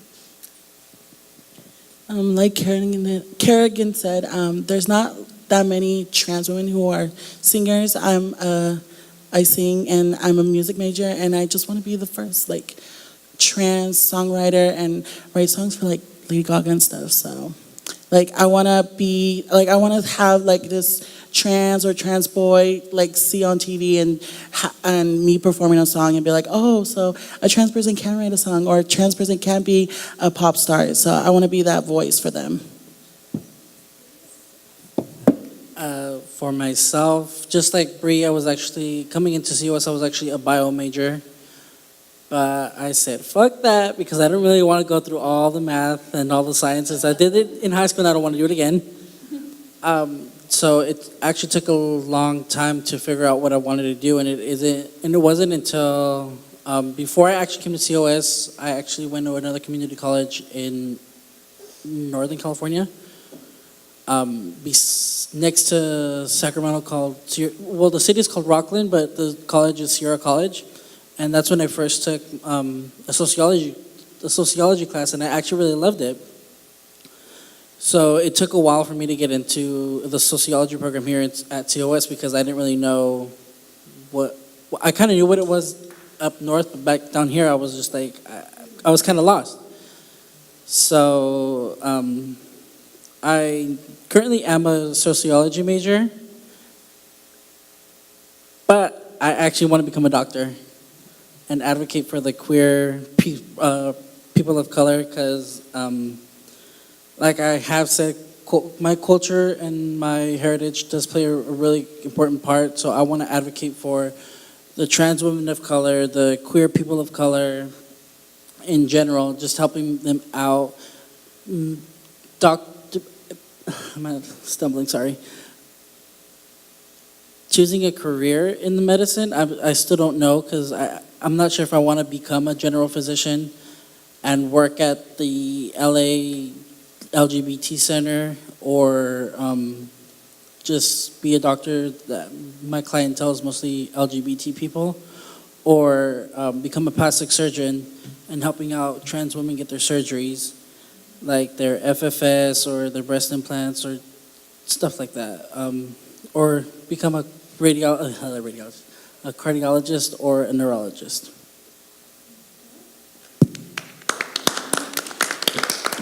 My ship has sailed. So I actually have no idea what I want to do. There are several things that I would absolutely love to do. It's just figuring out which one. I'm kind of just seeing what happens. I've always really loved acting and singing, so I really wouldn't be opposed to doing something with theater. I love sign language. I'd absolutely be down to be an interpreter. But as you heard earlier, I also do quite a bit for the community. So one of the things that's pretty high on the list of things I'm considering is continuing my work with nonprofit organizations. I do a lot of volunteering right now. So it'd be really cool if in the future I could make a career out of that, because I know that I love it. I mean, it's kind of all I do these days. So if I had to pick something right now and that's what I was going to do for the rest of my life, and you're all the witnesses, I'd say work with nonprofit organizations. Thank you very much. Any other questions from the audience? All right.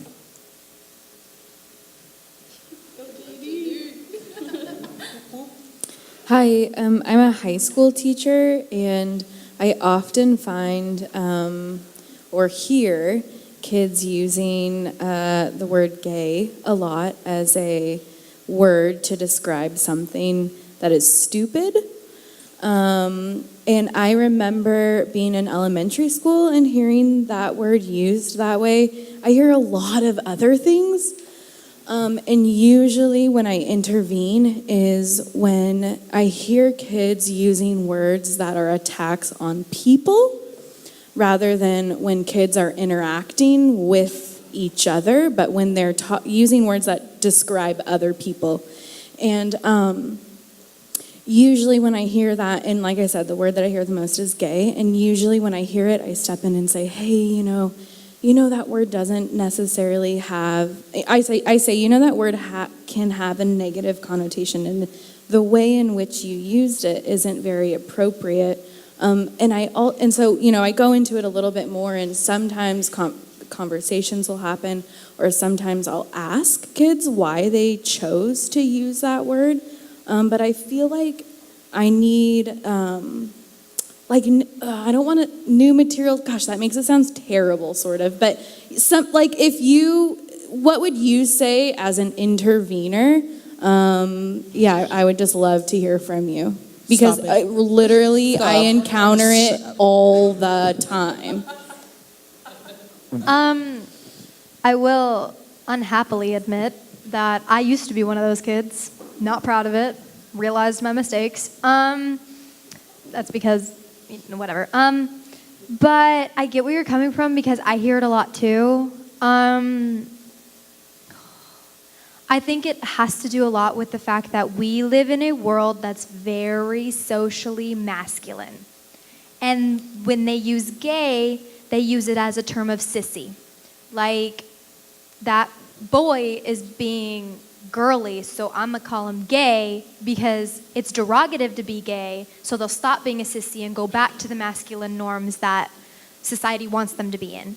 I think that's the big reason. I'm pretty sure kids don't realize it, but I think that's the biggest reason why it's used.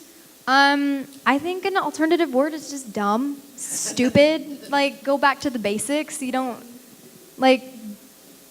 and it's funny, I just find it so funny that people are using it as a derogative term, but I see it in old books all the time because it meant happy. Gay literally meant happy in literature way back when. But all of a sudden, I don't know what happened, but all of a sudden it's bad and stupid, and it means dumb and stupid. And I'm just like, how do you go from happy to dumb? I guess human is stupid. But I do think it has a lot to do with the hypermasculinity of the world, and they do hear it from home. It's something that does happen at home, especially if it's, because we're still barely getting into that, we're not in this socially, gender constructed world anymore, that guys can act feminine. It's okay. Girls have always been allowed to be acting masculine. But another thing with girls is the fact that I was masculine growing up, but the second I hit puberty and started growing into feminine features, I had to start being feminine instantly because I was no longer, you know, a little kid. But I think it's important to like understand, like, if you had to find another term for them to use, I think I would go with stupid or dumb. Not stupid because that's also really mean, but like dumb. I don't know what another alternative. I just don't use it. Like in terms, just don't use it. So I don't know that the question was necessarily what should they say in replacement of gay. It's more so how do you intervene when someone is using it as a derogatory term. Can I say something? When you use the word gay, someone might self-describe as that. So to use a word in a derogatory sense that someone uses to describe themselves as a being is not okay. And for whatever reason, kids don't understand, they don't identify with that idea, they don't comprehend, so they continue to use it. And so my question is like, what other words can I use as my defense to say, you know what, yo, your behavior was not okay, your words were not okay. So, I'm sorry. So the next time you hear a kid use that word as something negative, go up to them and ask them, do you know what gay means? And if they don't answer, ask again. And then you're going to ask, do you think it's negative to be gay? And then they're going to say no. And then you're going to say, then why are you using it like that? That is a way of showing them that what they're doing is wrong, and it's self-reflection rather than like being like, don't say that. It's a way of teaching someone and helping them realize, oh wow, yeah, that's not okay to say, because it's not. So the next time that happens, just be like, so do you think being gay is, yeah, just look them dead in the eyes and ask them, straight face, and smile. Put the fear into them. Yeah, and I would just say that, you know, it's disrespectful. It is Yes. hurtful to a person to, and I'm sure you say this, but it is disrespectful to use a person's identity in calling someone a name. And I don't know if you can relate it to a person being used in a negative way, and I'm not saying this well at all, so I'm just going to pass it to Casper. But yeah. Before I go into what I would personally do, I know at one of my schools, some of the classrooms had like, okay, this is the word you use, here's something you could use instead. So that's something you could consider. I'm going to be honest, I have no idea if it helped or not. But I thought it was cool when I was going to school, so maybe it did help. Because every person using gay or anything else in a derogatory sense it's a different reason why every time that they picked it. So I'd say ask them why that's the word they picked. So maybe it's just that's what they heard their friends say. Okay, well, this is why we maybe shouldn't do that. Because it could just be a genuine they don't know better, but it could also genuinely be coming from a homophobic place. And if you don't know where it's coming from, it's going to be a lot harder to figure out what you need to say next. Because why that student chose that word is going to be different every time. So I'd personally start with well, why did you use that word? Okay, what could you use instead? Or if it's they heard their friends say, or if they're like, well, because being gay is wrong. Ask them why, because odds are, I know in high school someone asked that, the odds are they'd be like, I don't know. Because that's what most people's first response is if it's just they've been exposed to it. They don't know why it's wrong. They just heard someone say it's bad and they're like, oh, well, I guess it's bad. So if you're like, well, no, and here's why. If you explain it and break it down for them, that might help. If instead of turning it into a disciplinary moment, you could maybe turn it into a learning moment. Yeah, and I think, too, really quick, that your high school teacher, so my age is the parents of your kids, right? So my generation, like, we said that word. That was, but it wasn't meant in a negative, derogatory way towards homosexual beings. You know, it was just, oh, that's gay, you know? And just like, you know, a lot of other words that we don't say now. But so I think a lot of kids don't even realize what they're saying and how it relates to a human being, and that it's just a word that they heard mom and dad say or their brother or whatever. So I heard it on TV or their friends say it, you know. So I think always relating it back to humanity and a human and a person is helpful. And I was just going to add too, because another thing that I've seen, not personally, but we've talked about in like the trans community or like on our gender panels is we're not an it. Don't say the word it. And as someone put once, I'm not a clown in a sewer, so please don't call me it. And it's the same like when someone misgenders someone. It's like, how do you fix that? Other than like you asking like nicely, like male pronouns please or something. It's like, how would you feel if I called you a dude or, you know, the opposite gender of what you are? And it's like, you know, people don't realize how effective, like negatively that could affect us when you misgender or when you use those terms or something that is used in a kind of hateful way, even if it's not purposely like meant that way. It can end up being that way. I had a friend, and she would always say, man, that's gay, or like, hey, you're acting gay right now, stuff like that. And it wasn't until I came out to her and I told her, hey, I'm a lesbian, that like she actually had ties to the word. And then she went out and like her friends were saying, oh, that's gay. And then she finally said, you know, that's a mean word. You shouldn't say that. So I think it even goes to having an emotional tie to the word.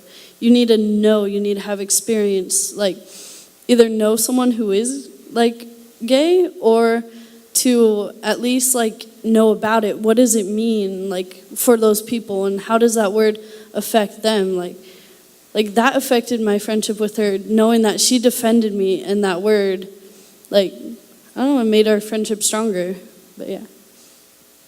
I think just emphasis on what was said at this end of the table, explaining what gay means and just emphasizing how hurtful that can be to be used in a derogatory term, like as a derogatory term. One more thing is teaching in the classroom about LGBTQ plus history. If you, I don't know what you teach. Sorry, I just assumed. I don't know why I just decided you're a history teacher.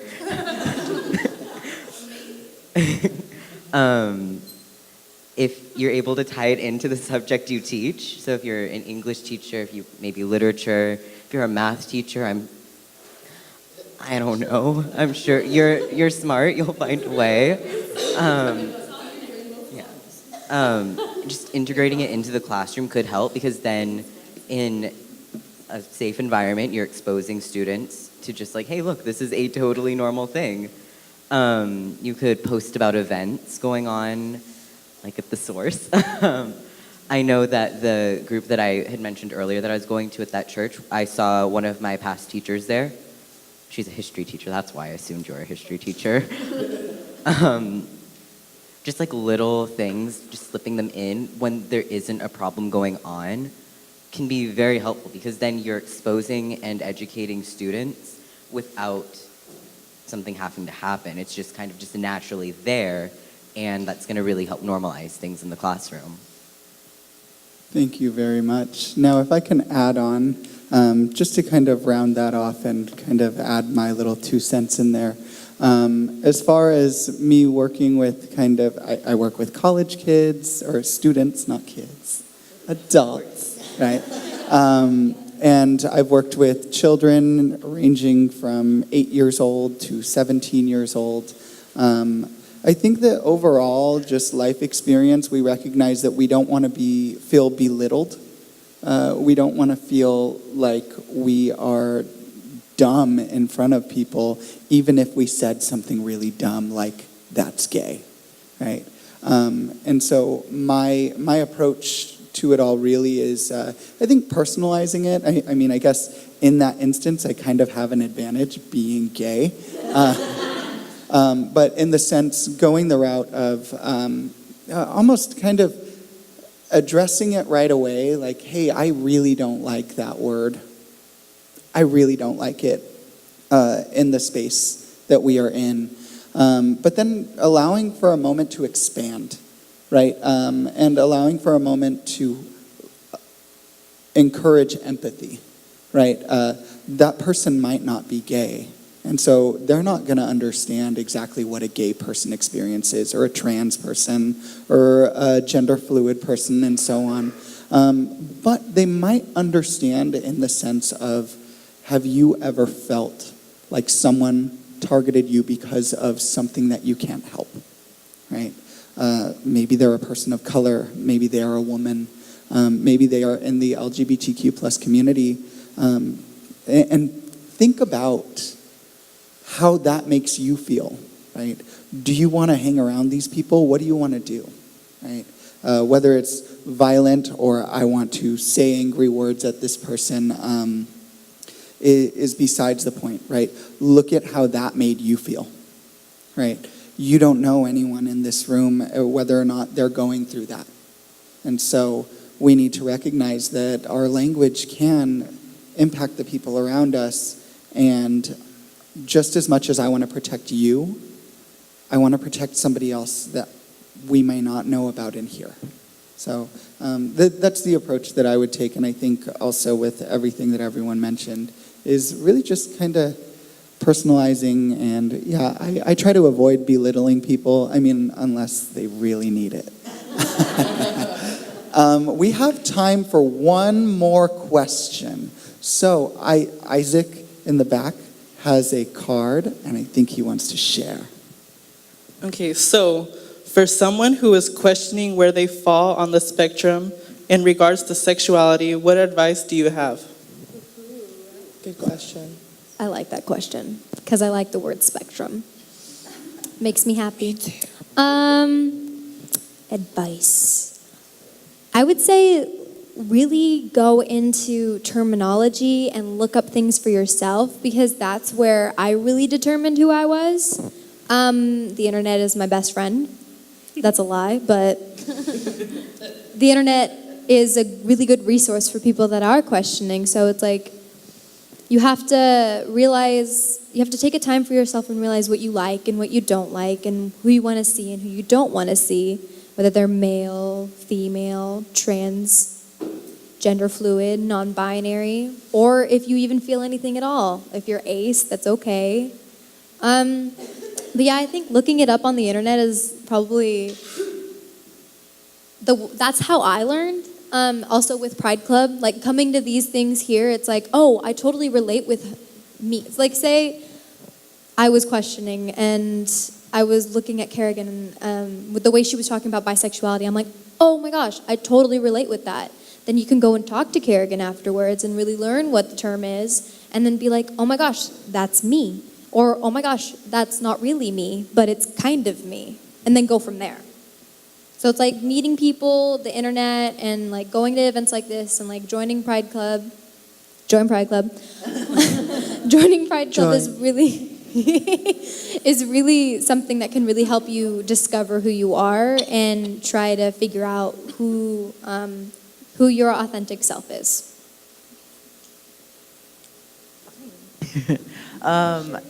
I agree with that. It's like finding that sense of community can really help you in discovering who you are. Also, the source here in Visalia, just go hang out there. But I think for me, it was a lot of searching. I know when I came out originally, when in high school, I had a lot of gay friends, but shockingly, like they were scared to talk to me because they thought I would discriminate against them. Before I had come out. And so it's just finding that sense of community and talking about it. I know with a lot of us, like we will sit and talk with one another about different identities and stuff like that to understand And sometimes sitting down, having those conversations can help kind of let you soul search yourself, and maybe have those discussions, and having those open conversations can really help you in figuring yourself out.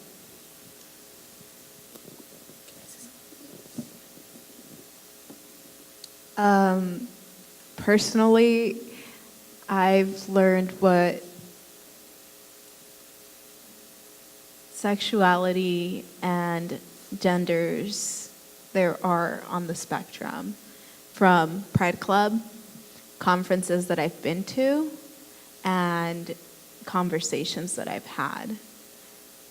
And just the internet, yeah. Google. Google has it all.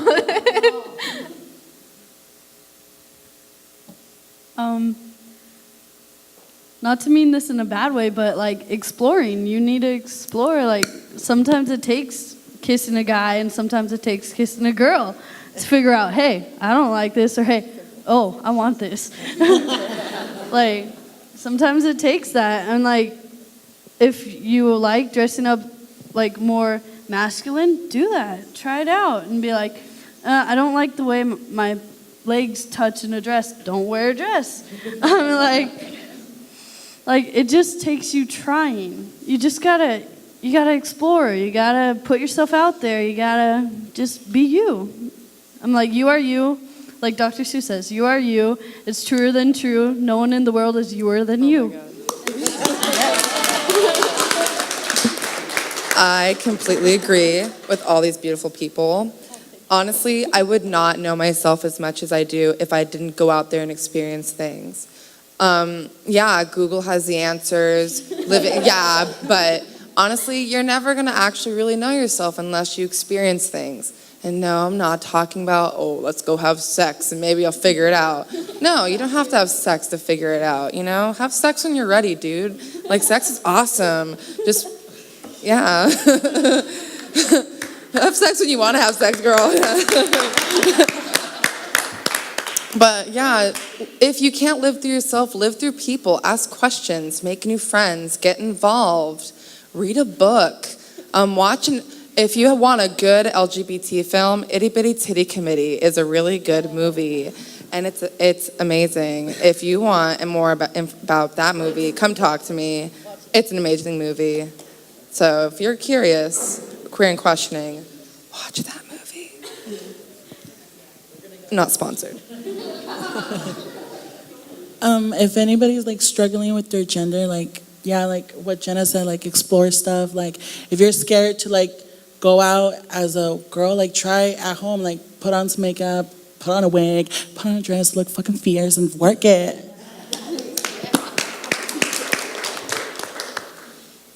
It's just truly takes within your, it just takes to know yourself a bit more, to actually know where you fall on the spectrum of either gender or sexual identity. Like for me, it took a while, but I just feel like now I know where I belong, who I am, and yeah, to follow up with RuPaul, you can't choose your family, but we, as gay people, we can, and I'm actually glad that I got to know these people through the SOARs and through Pride Club and various other events here on campus.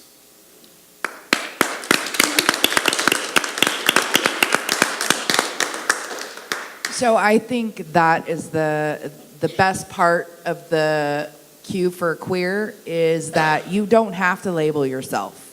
I think there's this urgency, and we have a younger son who's 13 now, and the joke in our family is that you come out as straight, not gay.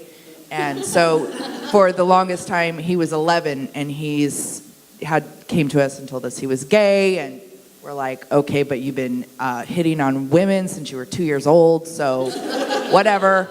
And I think more than anything, he just wanted to identify, and he saw this awesome community that his older brother had and that we had, and he wanted to be a part of that. And he felt this need to label himself. And I kept telling him, you don't have to do that. Like, you're 11. It doesn't matter. I don't care if you're 18 and you still don't know. It doesn't matter.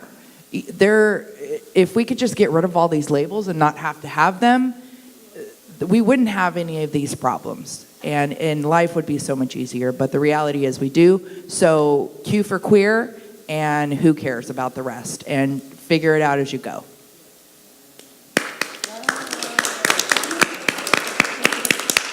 Wow, it is hard to add on to that after hearing so many good responses, but I'd say something that was very important to me and could be just as important to somebody else is just because you've picked a label doesn't mean you have to stick with it. I actually, for a while, I mean, maybe like 8 months, was identifying as gender fluid. And I'm not saying that gender fluid people are binary trans people that are confused, because that's not true. It was in my case, but that's just me. If you try a label out, which is okay, there's no, you may try this many label limit. There's not. If you like it, stick with it. See if you still like it. If you don't like it, okay, you can try something else. It's okay. There's no right or wrong way to find yourself. There's no right or wrong age. You can try out any labels that you think might fit at any age you want. There's no deadline, there's no limit. Just take things at your pace. There's the source, there's the internet. There are a lot of resources out there. This is, as of now, the best time in history to find yourself because you have access to so much support, so many resources. So just go at your own pace. There's no rush. It's okay. Can I add on to something? I'm sorry, we're running out of time. I'm going to be the person to say this, so hold on to your chairs because I'm going to get real. Masturbating is okay. And I'm sorry, I'm sorry. I know that's like, of course you got to say that. But I'm just saying it because it's true. Growing up, I was told that it wasn't okay. And honestly, masturbating is what made me realize what I like out of things. So if you are queer and questioning, masturbate. It's okay. We're all human. Amen. Our panel members will stick around for a few more minutes if anyone would like to talk with them and ask any final questions or personal questions as well. Okay, thank you so much for coming today. And thank you very much.